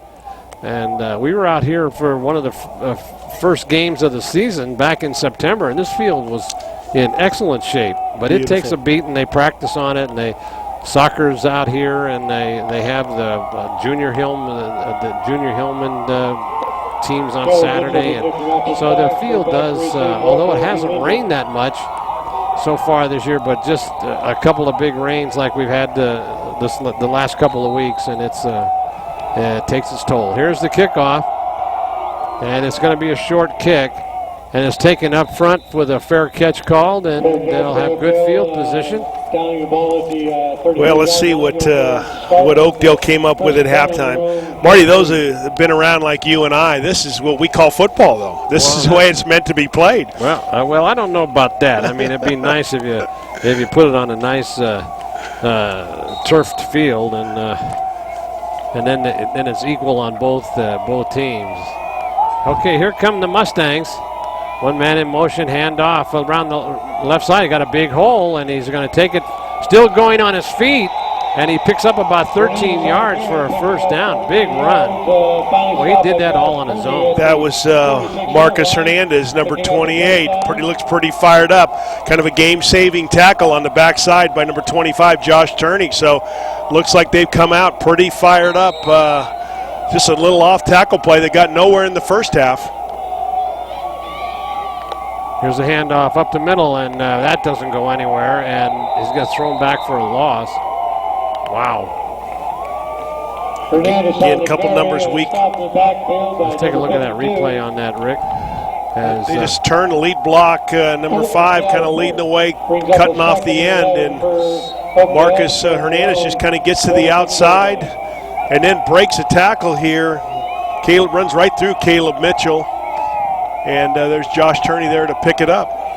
So here's the play down the sideline, still on his feet, steps out of bounds. He had a good look at a sideline run, picked up the first down, I believe, before he stepped out of bounds. So here's something that is fun to watch. So watch how fast Oakdale's coming back to the huddle. They got scolded at halftime. Daniel Linder, nice run off the left side, but they're hustling back. There seemed to be a little bit of quickness in their step and kind of a sense of purpose on the Oakdale side right now on offense. So the ball spotted, in motion is Norcutt, and that picks up a few yards, but stopped in there by the right side of the Placer defense. Hernandez picking up 4 on the play, or 3 on the play. About 4 yards on that gain. 7 from the 44. Ball spotted on the 34-yard line of Placer. What we're seeing there is they're kind of running to the left side where there's grass. They're not going to, times when they've turned and run to the right side, the middle of the field where there's mud, they've been stopped pretty quick. Here's that same play again, and he breaks one tackle, gets a first down, get down to about the 25-yard line, so Oakdale's on the move there.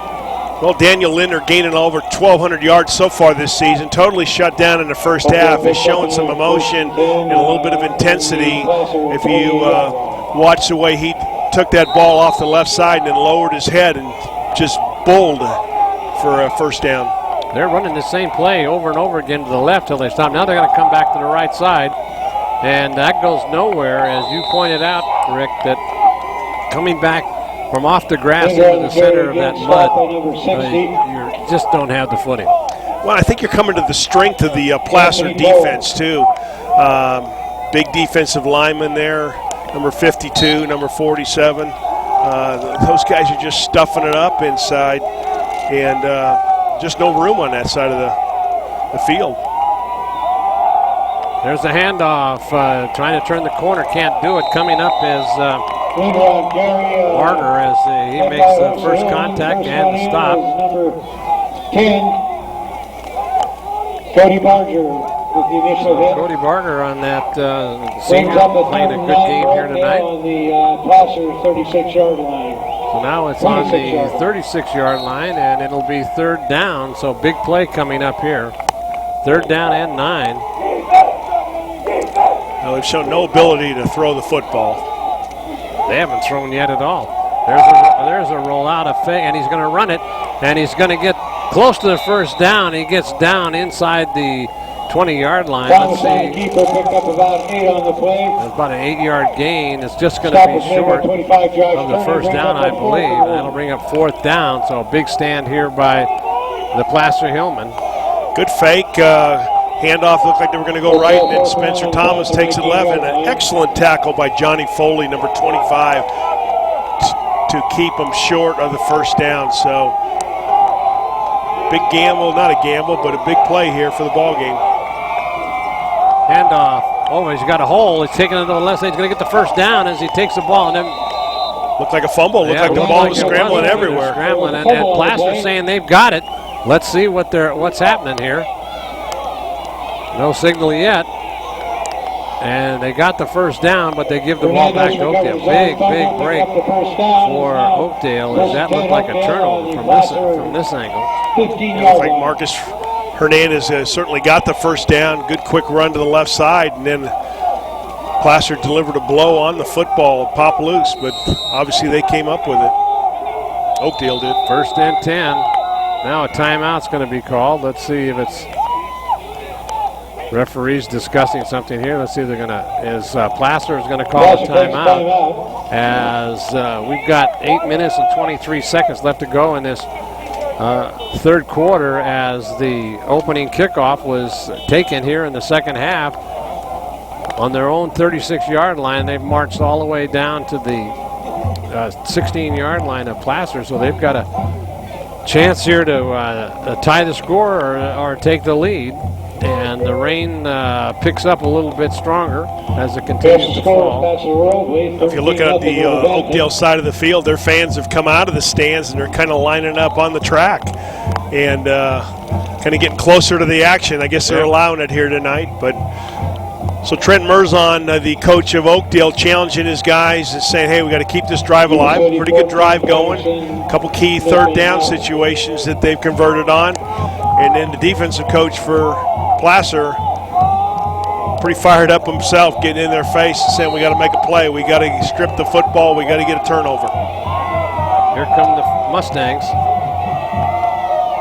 Handoff, second man through, big hole, cuts it up the middle, and he's going to go down to about the 4-yard line. Let's see what they're going to mark it on the 4, and that's close to a first down. And it isn't. They're going to give them first down, first and goal for the Mustangs. Well, that left side, they're just opening up some big holes over there. Rick. Done a good job. Marcus Hernandez again following low and hard behind that offensive line. Here come the Mustangs now, and there's that left side again. That's taken down to about the 2. I think it's pretty clear which way Oakdale. They've run about 20 plays to the left side that have gained some yards, 2 to the right, and that have lost yards. So if you're the Placer defense, you got a pretty good idea where they're coming. Pat Nevin comes in for on defense for the Hillmen. There it is again. Now he cuts it back up, and I may be very close to a first down. I mean, to a touchdown. Now they're going to mark it on the 1. That'll bring up third down. Bringing up a third and goal. Marcus Hernandez is 6'1", 180, good size young man. You can see the strength in his legs. Pretty dirty uniform so far here in just into the third quarter. But everybody's got a dirty uniform here. And there's the handoff. He's going to walk it into the end zone. Touchdown, Mustangs. We followed the big block by number 32, Miko Arpoike. Tough name to pronounce, but a good block by Miko. So Marcus Hernandez just goes boom. Get the opening kickoff of the second half. They go down, probably about a 12-play drive, and looked like clockwork there, Marty. Now the all-important extra point. They're trying to find a spot to place it. There's nothing dry, and there's nothing. They do have a strong kicker. We watched him during warm-ups, and he. The snap's important. Yep, get the ball down. Good snap, put down, up, and let's see. It's good.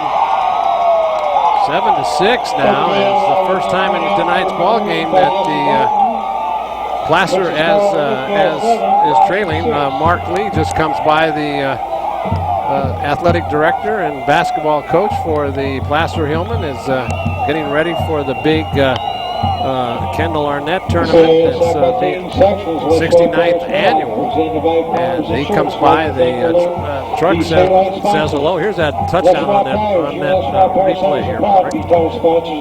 Just simple, going to the left side again. Just turn, hand off, lead block by the fullback, kind of opens a hole, and Marcus just follows the push that's going into the end zone.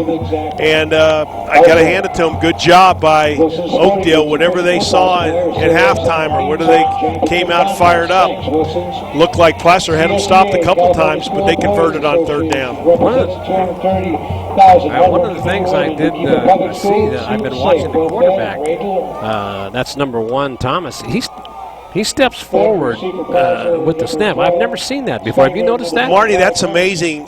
I saw that too, and I kept thinking he's in motion. Yeah, I know. It almost could be a legal procedure, but he's done it. And when we see Oakdale on offense again, he staggers his feet into a weird position, I think, to get down low, to get under the center. It's the strangest thing I've seen. I've never seen it, and he does it every time.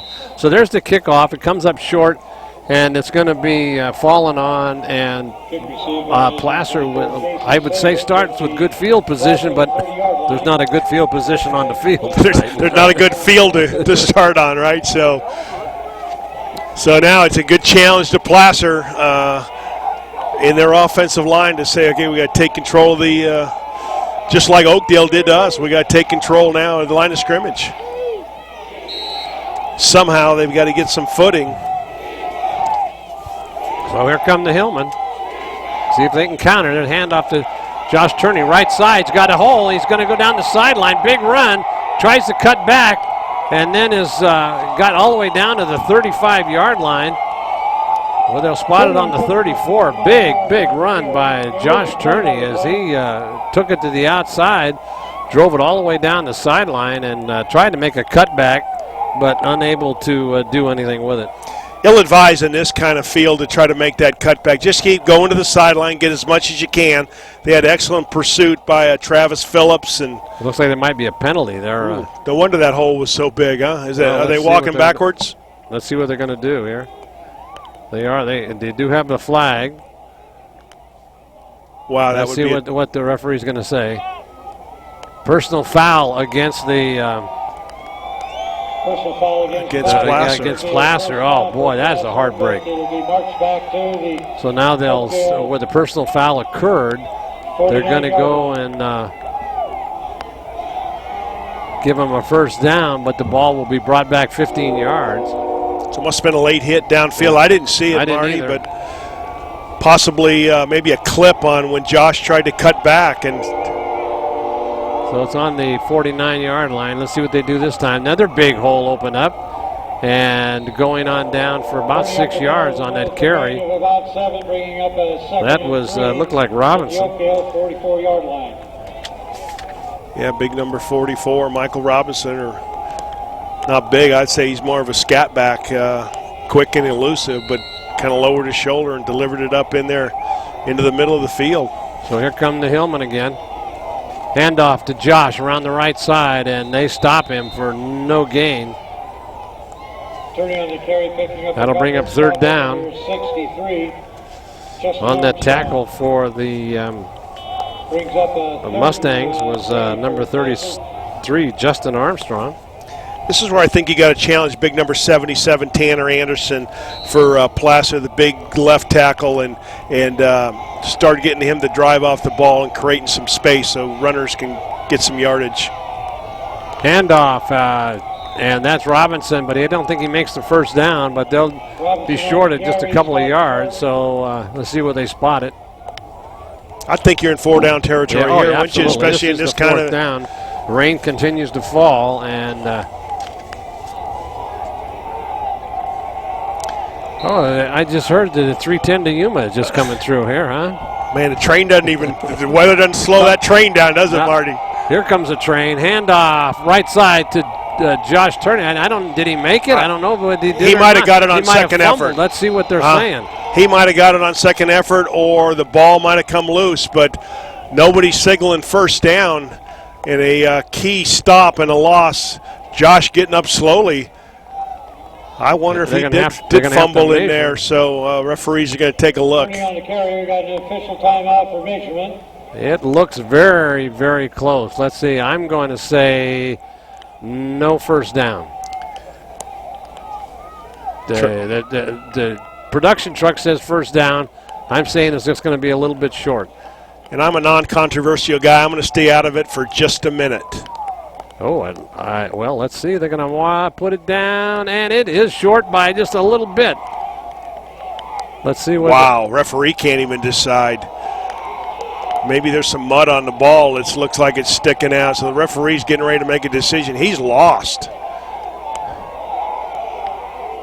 The ball's sitting in a puddle. The ball boy saying first down. The other team saying. Yeah. Ball boy can't. I don't think he has.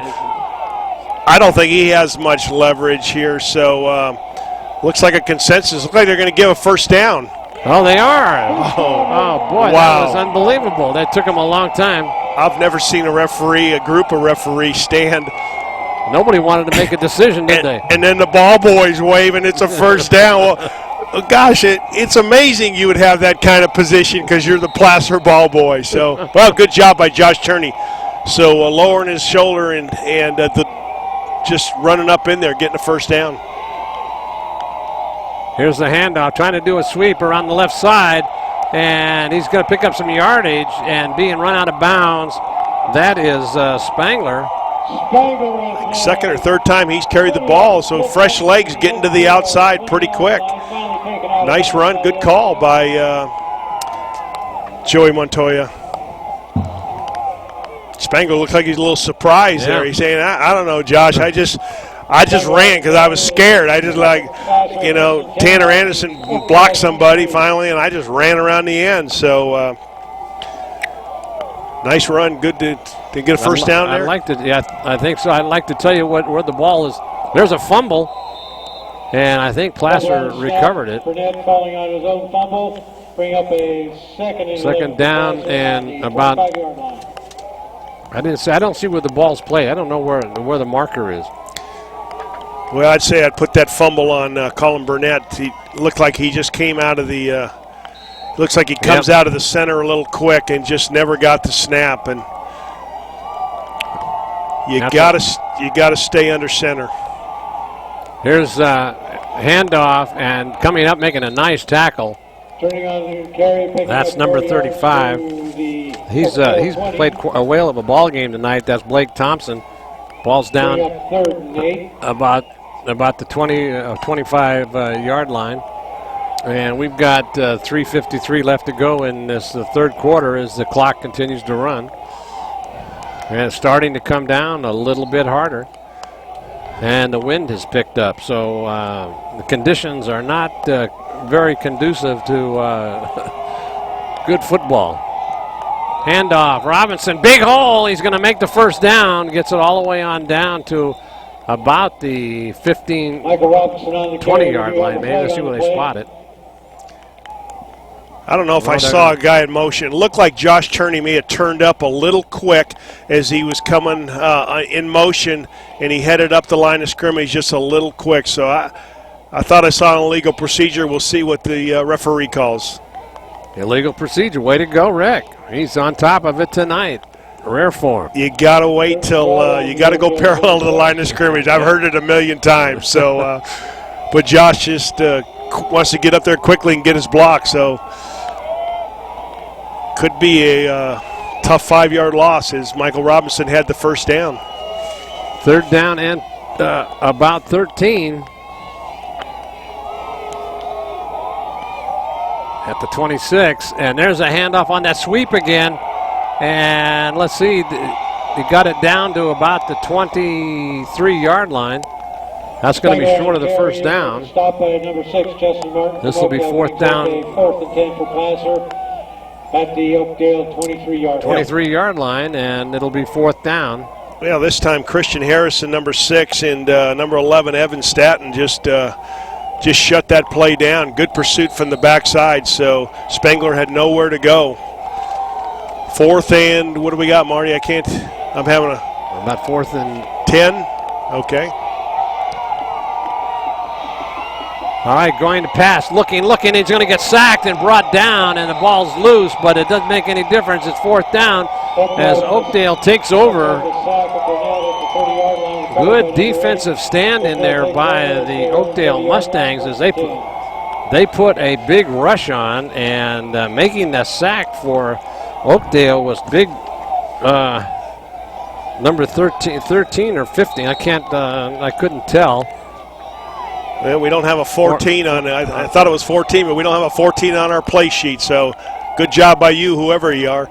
Yeah, so here is the ball carrier. That is number, it's hard to read their numbers. That's 20. That's 20, Marcus Hernandez. And he's brought down all after a short game. Can't hardly read the numbers anymore because the uniforms are so wet and they blend in. So we'll do the best we can, but that's all we're looking at here. Handoff again, and covering up the ball and going for about 4 or 5 yards. There's Daniel Linder, number 4. Haven't called his number in a while, but he picks up some yardage, and it's going to be 3rd and 5 now. So from a momentum point of view, to get it back, this would be an excellent stop by Placer. Well, I think they got to watch out for 2 things. One, if Oakdale's going to run to the left, that's the bad side of the field. This is when we've seen number 1, though, Spencer Thomas, their quarterback, has some quick feet and get to the perimeter and make some things happen. So on the rollout, so let's see. He hasn't thrown the ball once tonight. Trying to draw him offside, and And that's gonna come up short of the first down, but I thought I saw a Placer lineman jump, but he got back onside, and so they're gonna OakDale 39-yard line. 39-yard line. Let's see if they try to go for it. A nice stop by Caleb Mitchell, number 4. He's been active out there tonight. Looks like they're going to call timeout and chat about it. Yeah, it's going to be 4th down. This is pretty dangerous. They don't. Well, I guess they're not going to. They're going to have to hurry up. Let's see what happens here, and he's going to make it. It looks like. Wow! Boy, that's a gutsy call right there. In the muck and mire, and Marty, your point was, the 25-second clock had to be tickling down. Oh yeah, because it looked like they were going to call a timeout, and then I think Placer kind of relaxed a little bit, and then these guys came right up to the line of scrimmage, handed the ball off to Hernandez, got the first down. That was deep in your own territory like that on the field, and the playing conditions the way they are.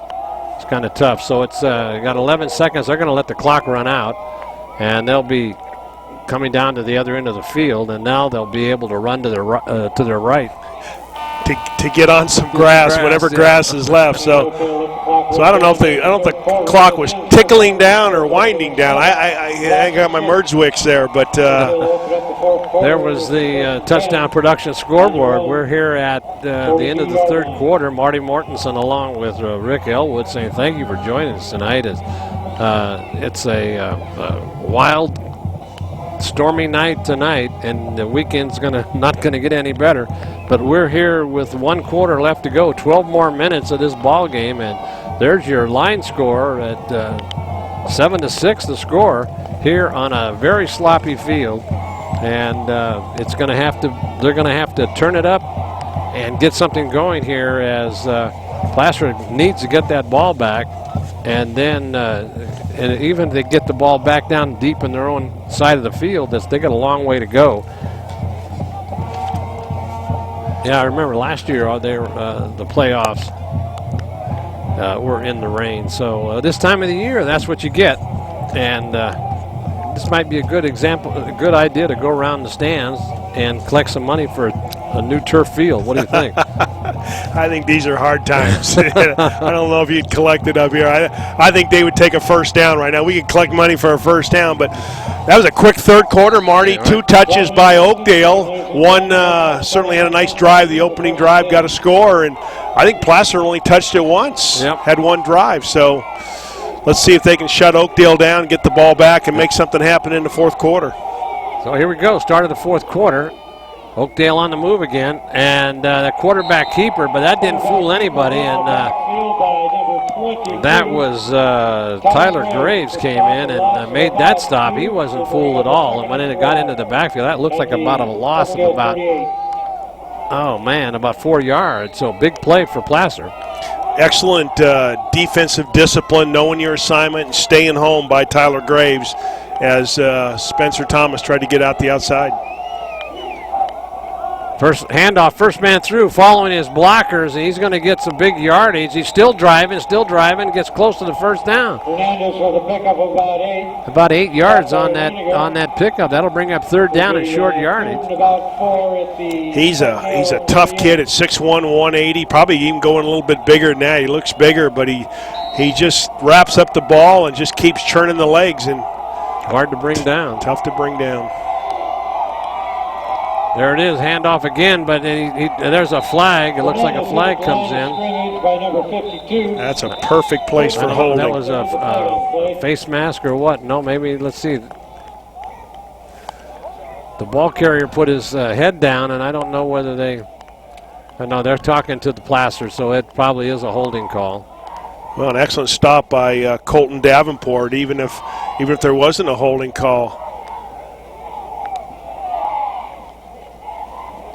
Yeah, on a run like that, Marty, if the running back lowers his head, they can't call helmet to helmet, can they? If there is a collision down like that, I mean, that's, I think, one of the controversial things on that the new rules that are coming out to prevent concussions. Third and about 14. So that'll bring up 3rd down and 14 now. And if you're Placer, this is right where you want the Oakdale Mustangs. There's the rain continues to fall as it picks up now. Boy, it is pouring. It is, yeah, it's coming down pretty good now. And this might be that quarterback rollout. That's the play I'd call. Nope, they're handing it off to the second man through, and he's not going to get anywhere. He'll be stopped. And now they'll have to be forced to punt. So Placer will get the ball back with 10:30 on the clock. Little trickery in the backfield, just turn and fake to the fullback right up the middle and hand it off to Marcus Norcutt, number 5. And again, good defense on the perimeter by Placer to stop the Oakdale Mustangs. Now the all-intriguing punt and kicking game. Yeah. Thomas with the punt, turning back to receive. Turning back to receive. Low snap, they could put a rush on. There's the pooch kick.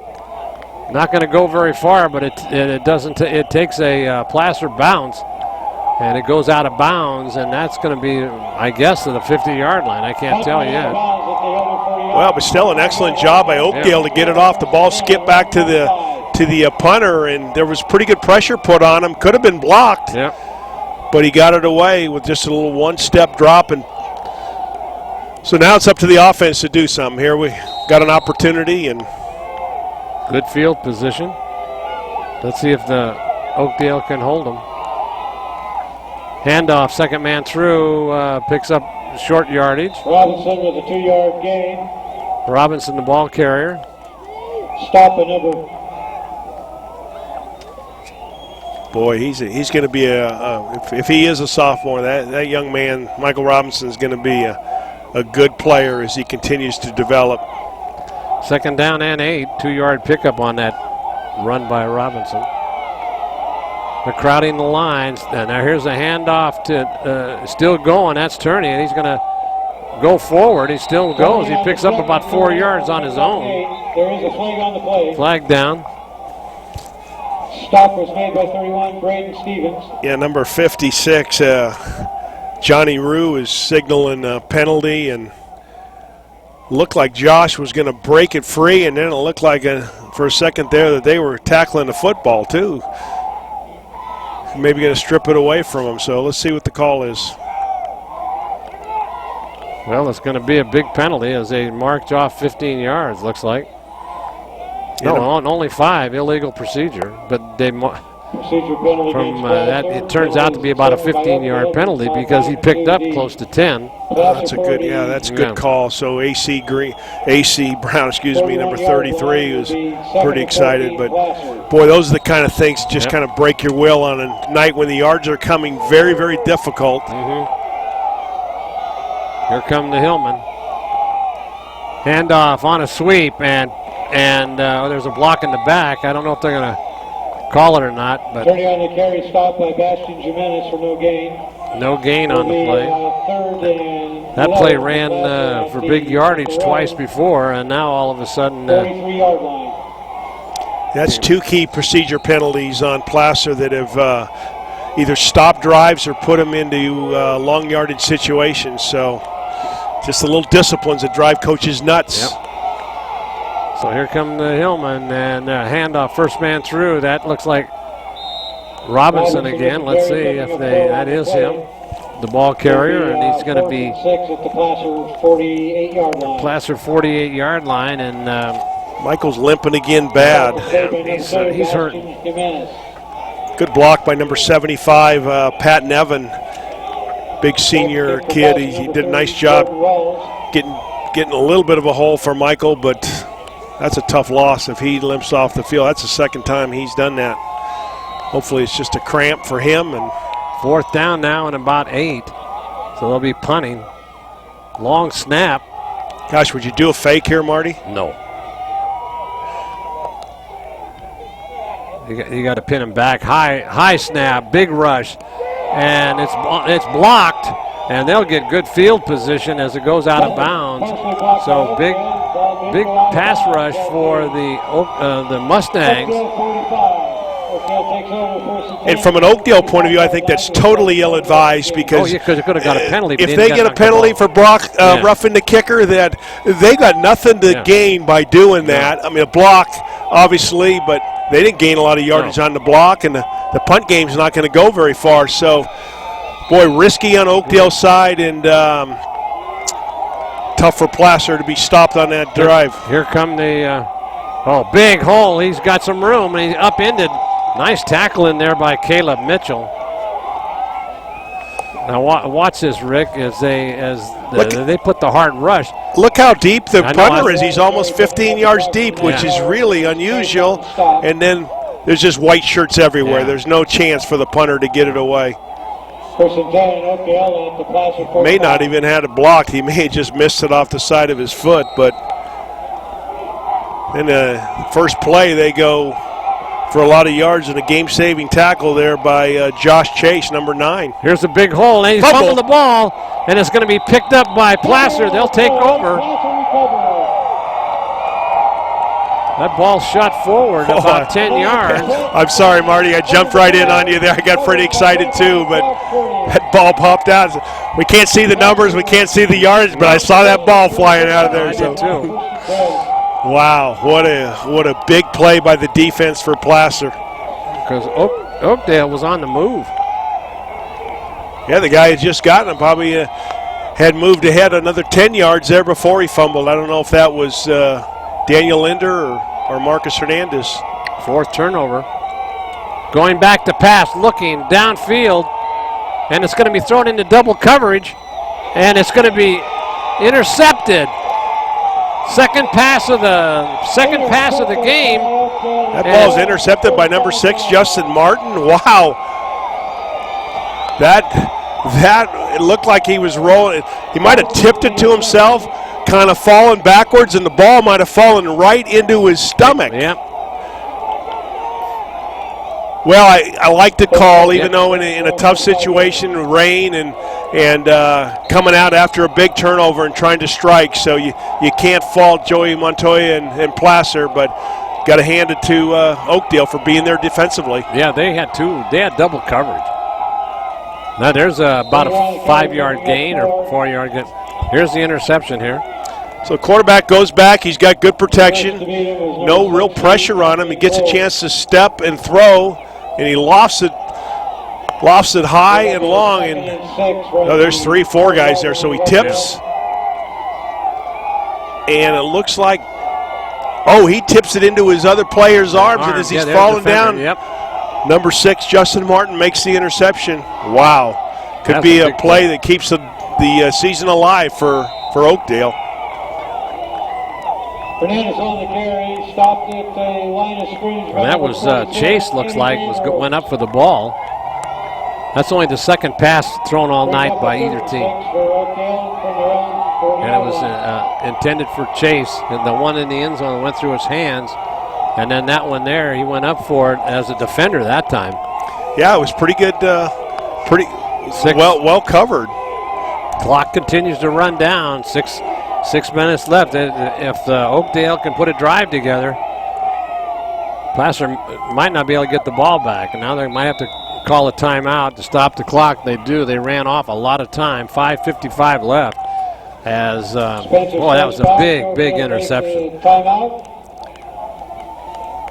In an excellent athletic play. I mean, absolutely. For Oakdale to have, especially with Placer having their running game going, they had 3 guys back defensively, so well defended. And again, you can't fault the call by Placer trying to get an opportunity to go deep after the turnover. Take a look at that interception one more time now. Watch this. So it looks like the ball's tipped by a safety coming back, and then the other defender, number 6, is right there, and it falls right into his arms. Number 31 is there celebrating. Brandon Stevens is celebrating. Number 6 getting up. Justin Martin maybe celebrating. Biggest interception of his high school life so far. So here come the Mustangs. 5:55 on the clock, and they're going to be holding on to the ball now. And that goes nowhere. Well, what happened? I missed everything. It looked like it was a fake handoff. Boy, we missed. I missed that completely. The biggest play of the game for the Mustangs. That was, and I missed it. And me too. So did the Placer defense. They were tackling Marcus Hernandez, and Spencer Thomas pulled it out and ran around and Marty, and big gain for a first down. Boy, he's a guy that certainly on his 4 or 5 runs has made an impact tonight for Oakdale. He has. Man, the team was standing around and going, what in the world happened there? Well, here they go. They're on the move now. There's the handoff this time to him, and he's brought down. So the wing tee, we haven't been very good this year. Well, we haven't been fooled much tonight, though. We've done. I'm going to hand it to Rick Ellwood and Marty Mortensen. We've done a good job in this weather. We followed the ball, but that one I think Spencer was Houdini and pulled the ball out and ran. And quite frankly, the entire Placer defense was fooled except for a couple of defensive backs. Clock continues to run. We've gone down through the 5-minute mark, and they're going to let as much time run off the clock as they keep this, try to keep this drive alive. It's 2nd down and 8. Handoff, right side. Ball, good, big, strong tackle. Linder. Big, strong tackle there. That's a way to punish on a defensive side to come up and make a play. He's limping a little bit. Was that Mitchell again? Number 26. Oh, 26, okay. That's who I saw, but that was Foley. He's played a whale of a Johnny Foley, yeah, he's done a good job. So I can't see, Marty. Lines are blurred. What yard line are we on here? I'm having a hard time deciphering it right now. On the 30-yard line, we get that from the truck. Thank you, guys. Gil, good job, truck, and great job by our camera crew out there today in inclement weather. Oh, fumble, and the quarterback goes up in the air. He recovers his own fumble, and that could have been big right there. That's when you got to think that something may be going your way. Yeah. That ball pops up in the air. It weighs about 50 pounds full of water, and Eddie Vanderdoss was right there. Could have made a play on it, but good ball handling by Spencer Thomas, number 1 for Oakdale. So that brings up 4th down, and a timeout's called. Placer should be able to get the ball back on a punt. I imagine they will punt it. Can't go for. There's our touchdown production scoreboard. It's 7-6. Well, we talked about it earlier with 3:56 left to go in this ball game. We said it was going to be a low-scoring game, and it was either gonna be turnovers, ball control, and kicking. And boy, we've seen all of that. Yeah. We saw a missed field goal early in the first quarter that hit the crossbar. We saw a missed extra point by Placer, and then we saw a couple block punts on both sides. Placer's had one blocked, and it looked like it was blocked to us. And then for Placer's first touchdown, Oakdale had one blocked. So it looks like they're going to try to maybe pooch kick this out of bounds to pin them deep down their own territory. Oh, and he fumbles the ball, fumbles it again. Now he's going to try to run it. Boy, that didn't work out. And so now field position, Placer will take over on their own probably 35-yard line or close to it. Yeah, that was the quarterback, Spencer Thomas, who was in punt formation and looked like he tried to maybe move to the right or might have had a fake on or something, but never got the handle of the ball. So Placer, with a little more than 3 minutes left, has an opportunity to. Well, this is the ball game right here for Placer. Let's see what they can do with it. Handoff over the right side, and that is Josh Turney. See, I'm thinking Spencer Thomas looks like he's getting ready to run it to the right side, and he just, number 9's moving out the block. It was a fake, and never got the handle on the ball. Nope. So good job by the punt coverage defensive team by Placer. Here they come, 2nd and about 8. There's the trying to get to the sideline, cuts up and maybe picks up a couple. That'll bring up 3rd down. The clock continues to run. 3:13 left. I believe Placer's got 2 timeouts left. Brandon Stevens saying he's been blocked in the back. A good hustle by 63 there. Justin Armstrong on the defensive front. So Oakdale's just crowding the line of scrimmage and handoff, trying to go up the middle, and he's going to get that all on his own. That's Josh Turney. He's played a whale of a ball game tonight. That should have got a first down, I believe. Let's see where they spotted. First down, Placer. Boy, in this weather with this kind of conditions to get as a senior, you know, good story in the Auburn newspaper today about the first time Josh got an opportunity to carry the ball. He was a sophomore. It was against Oakdale in Oakdale Stadium, and he said he was scared to death. Yep. It was a fumble, and I think he fell on it. That was Burnett did recover his own fumble. He went to hand it off, and it just slipped right out of his hands as the rain continues to fall. Boy, you can't even see the numbers. It's just unbelievable out there in these conditions. And you got to hand it to these kids, Marty. They're playing with everything they've got, knowing that the loser goes home and the winner gets to live to fight another day. So okay, here's a handoff, big. No, he breaks it. He could go.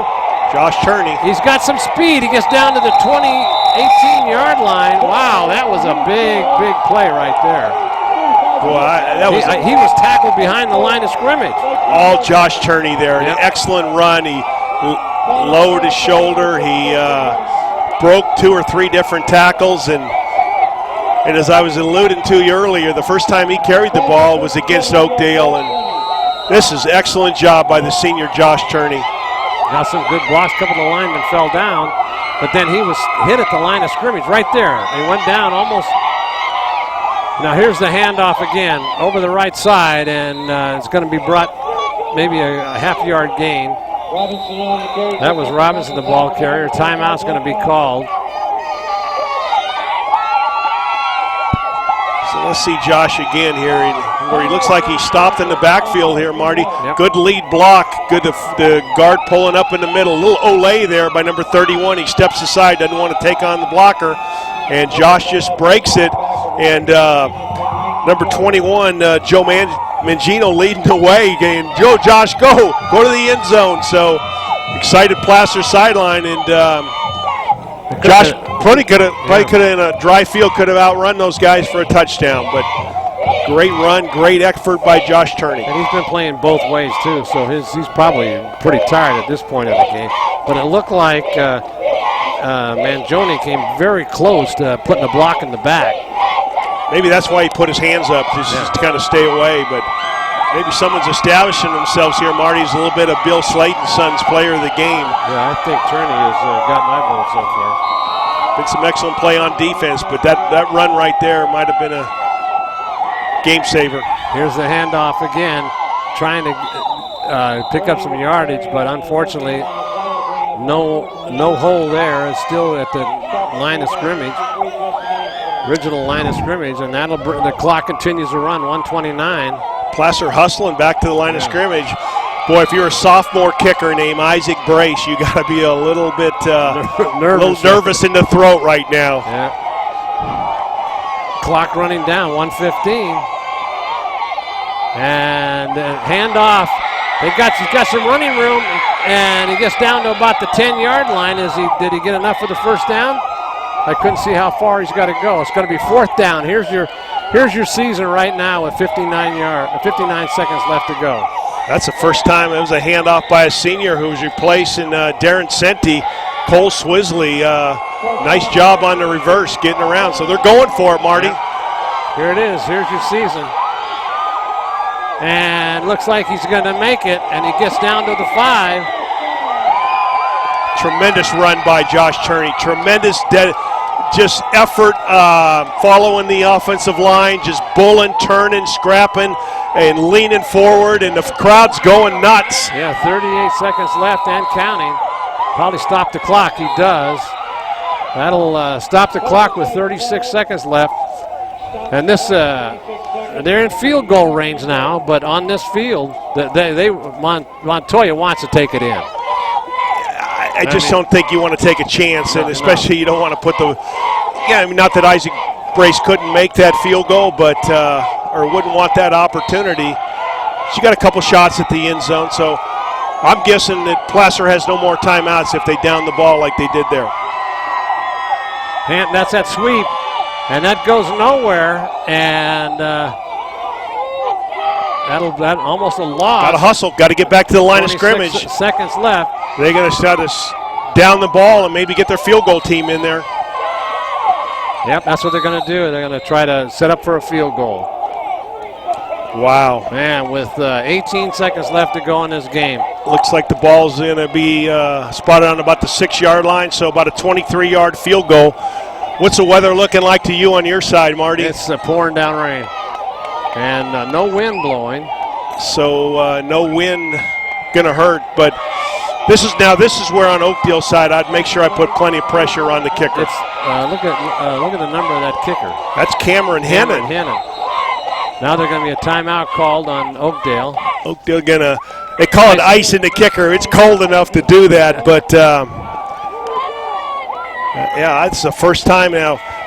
Because in the newspaper that Joey Montoya said that he was going to use Isaac Brace to be his kicker, a sophomore who would kick well on the JV team, and now he's going to put it in the hands of his senior. Wow, what an opportunity for a young man, and you're in your senior year, and I don't know how much he's kicked. We don't have a lot of history on him for number 3, Cameron Hennon, but a lot of pressure on him, and a lot of it's going to come down to the snap and the spot. Field looks like it's in pretty good condition right there, at least. Well, now it looks like number 18 is gonna kick it, so they've switched kickers. So number 11, Evan Stanton's going to be the holder, and I think this is Isaac Brace. Another timeout again called.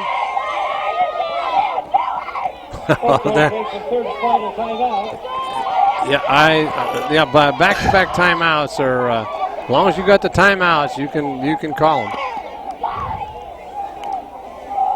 No sense keeping them, taking them in the locker room at this point in time. You might as well try to ice the kicker, get that ball get a little wetter, and someone's going to turn in their jerseys and their uniforms on Monday, and if you got a timeout, use it. So I don't know if you'd consider putting pressure on field goal block here, or why risk it, but they did switch kickers. It was going to be Cameron Hennon, and now it looks like my program's showing me. Now Cameron's back again.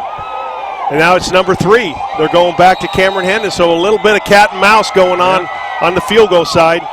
Low snap. Hit, and they roughed the kicker. And it's no good.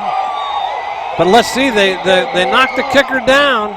But they said the ball had hit the ground, so you can make an attempt. Oh, my gosh. That ball looked like it might have got up and good. Yeah, but it just went to the left side of the. So that'll 13 seconds. All they got to do is take a knee. And what a tough loss. See here, the weather played the difference in this ball game tonight. Well, as we talked about, Marty, in the open, the loss of Darren Senni, who broke his collarbone in the Woodland game last week. He had been their kicker all year. He'd been their number 1 receiver. And even though there were only 2 passes thrown tonight, 1 incomplete and 1 intercepted, I think the loss of Darren Senni, the senior, certainly played heavy in this game for Placer. Boy, what a victory for these Oakdale Mustangs. Well, they scrapped it out. They'll just take a knee, and that'll do it.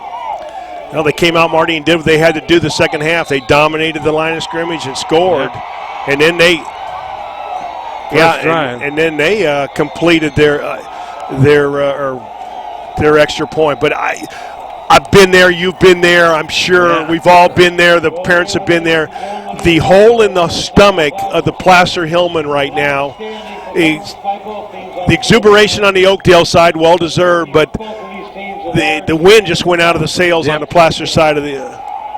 Oh, absolutely. They there was no sure thing on that kick.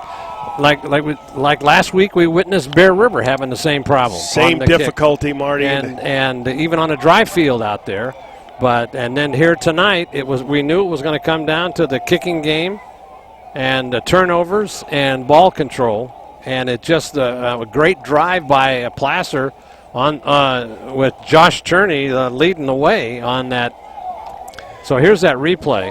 Now let's see if the ball does hit the ground. I don't know. Boy, that could have easily been a flag. Easily, man. And it went to the left, but boy, Coach Montoya probably just beside himself. That easily could have been called roughing the kicker. Yeah. I thought the ball in the snap had skipped coming back, and then it would be a live ball. But that didn't look like it there. But it might have been. But the referee was right there. I mean, if that was, it was pretty much roughing the kicker, unless it was well after the kick. Let's take a look at it. Look at it in slow motion here. He steps, he kicks. You got to protect the kicker. You can't let him be. He's defenseless after he lets go. Yeah, and unless it was partially blocked, Marty. But that is purely roughing the kicker. His leg, which is free and defenseless. The ball must have been touched then. It had to be, because did you notice that Stanton, he lifted up? Did you, instead of staying down with putting the ball on the tee, kind of came up just as the kicker got there? It might have been a snap. It might have been a muff. It might have been a muff a little bit on that ball control there, but. Boy, from our vantage point, though, it almost looked good. Yeah, right. But it just went to the left. Oh, my gosh. I tell you, the joys of winning and the exuberation from the Oakdale side. And the agony of defeat. Are multiplied on the agony of defeat on the Placer side. And Oakdale knows they stole one here. Yeah, right, they did.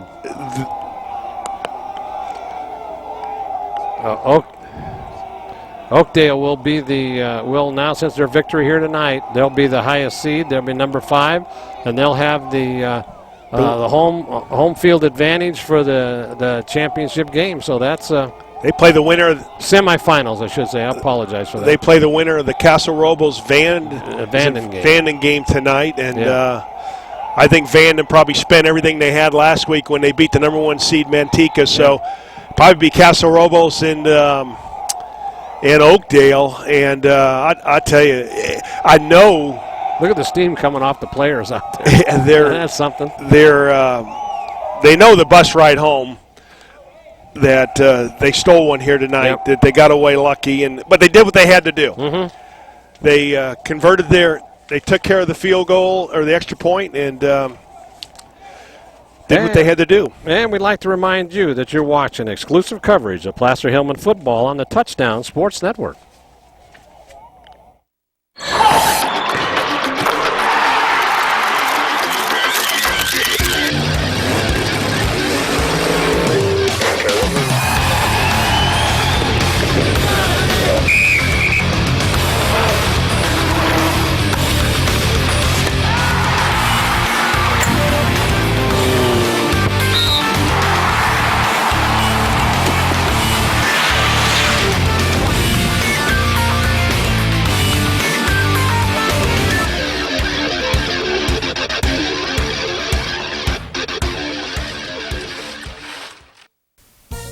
Auburn Endodontics is celebrating 11 years at their Auburn location on Enterprise Drive.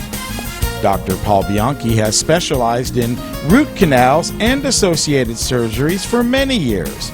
Maybe that's why he was honored as one of Auburn's best dental practitioners in 2009. Auburn Endodontics, proud sponsor of the 2010 Placer Hillmen football team. Good luck in the playoffs.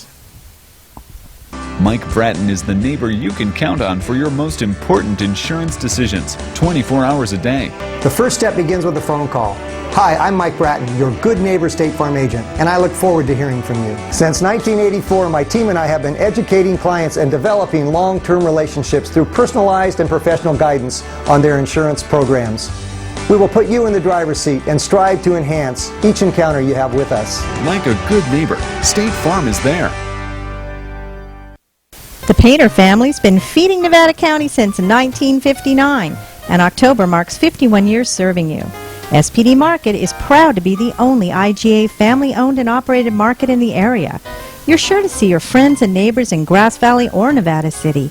You can trust that in these tough economic times, SPD will continue to offer you the best value and contribute to the welfare of our community.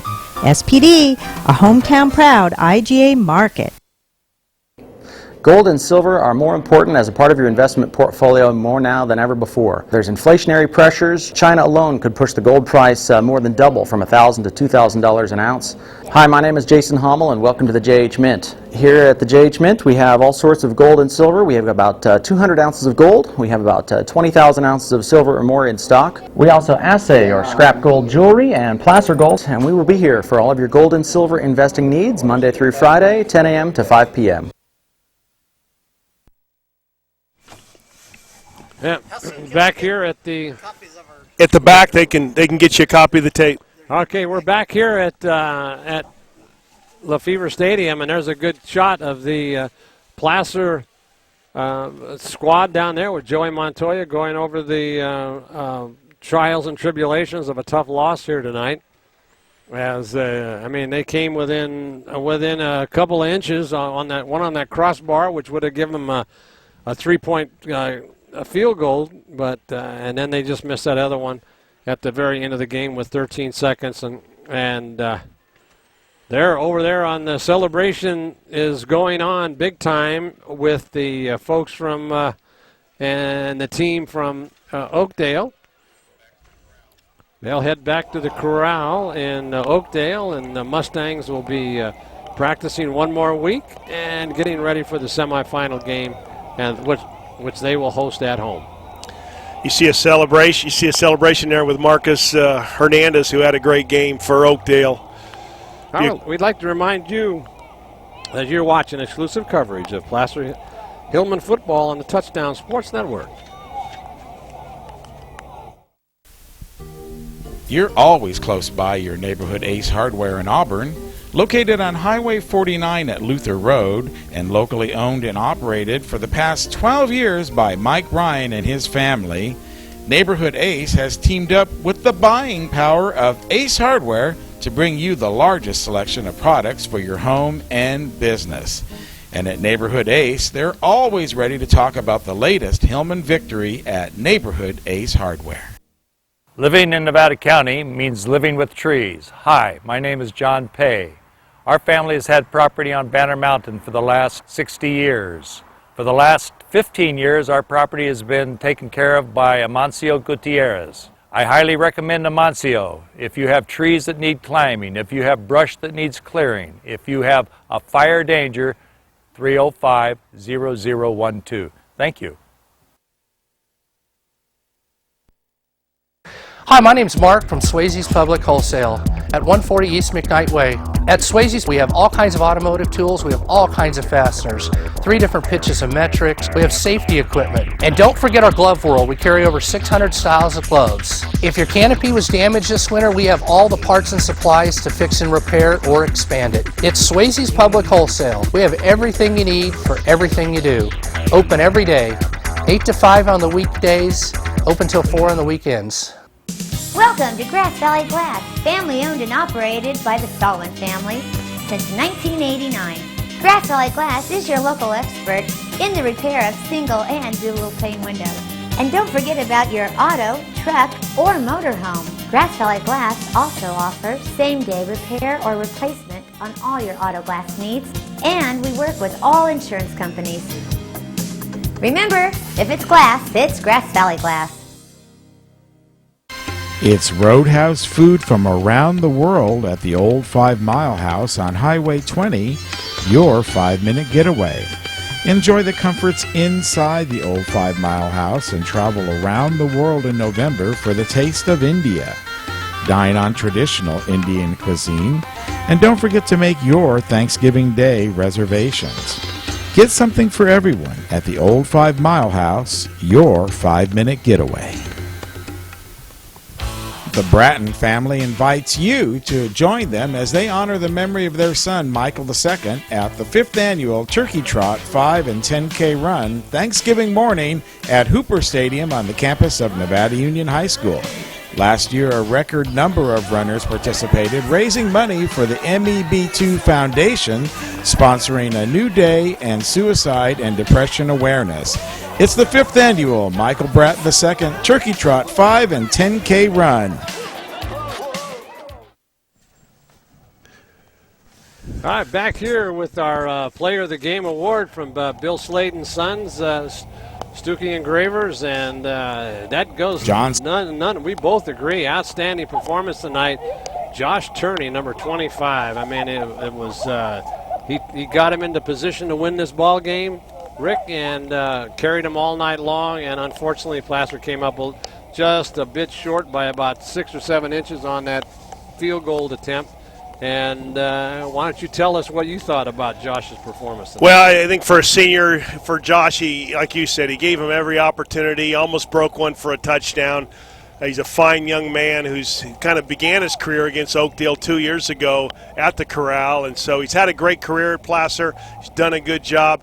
It won't mean much to him for the next couple days, right? This loss is going to sting for quite a while, but someday Josh will look up on his shelf, or his parents will, and they'll see that excellent Bill Slade Sons Trucking Trophy and his Player of the Game, and he'll recall the great years he had here at Placer. All right, we'll be right back.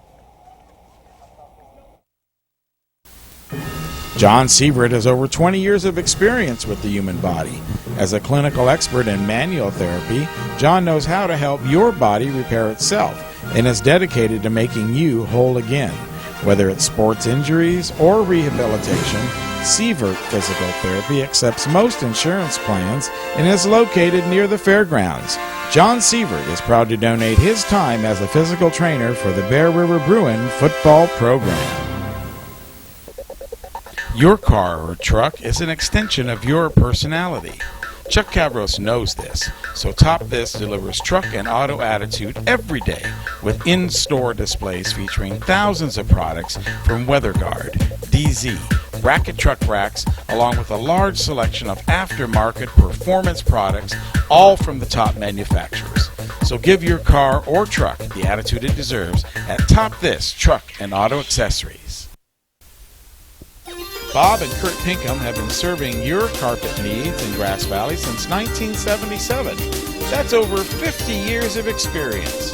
Their new 3,500 square foot showroom is stuffed with the latest designs in carpet, vinyl, hardwood, and ceramic tile flooring products from all the top manufacturers. With many products in stock in their huge 3,500 square foot warehouse. It's Bob's Discount Carpet in Grass Valley. The Hauser family reminds you if it's round, rubber, and it rolls, then you're sure to find it at Plaza Tire and Auto Service. From regular car and truck tires to small specialty tires for your trailers and golf carts, you can trust Plaza Tire has the tire for you. They stake their reputations on it every day. Plaza Tire and Auto Service. Auto repair done on your schedule, not theirs, in Penn Valley, Nevada City, and in Colfax. Hi, I'm Dawn Whitmore, branch manager at Adecco Grass Valley. Adecco is a full-service human resources provider. I'm Autumn Payne, your staffing consultant here at Adecco. If you're an employer, we have the perfect workers for you. I'm Lisa Harkey, senior staffing consultant here at Adecco. We know the economy is still tight, but we're here to help you find employment. We look forward to serving you.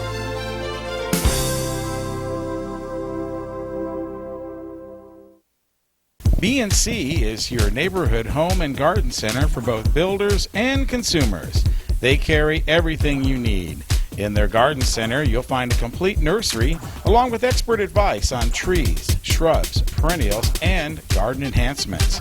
They're open 7:30 to 6 Monday through Saturday and 8 to 5 on Sunday. So start right, start here at B&C True Value Home and Garden Center in the Fowler Center, Grass Valley.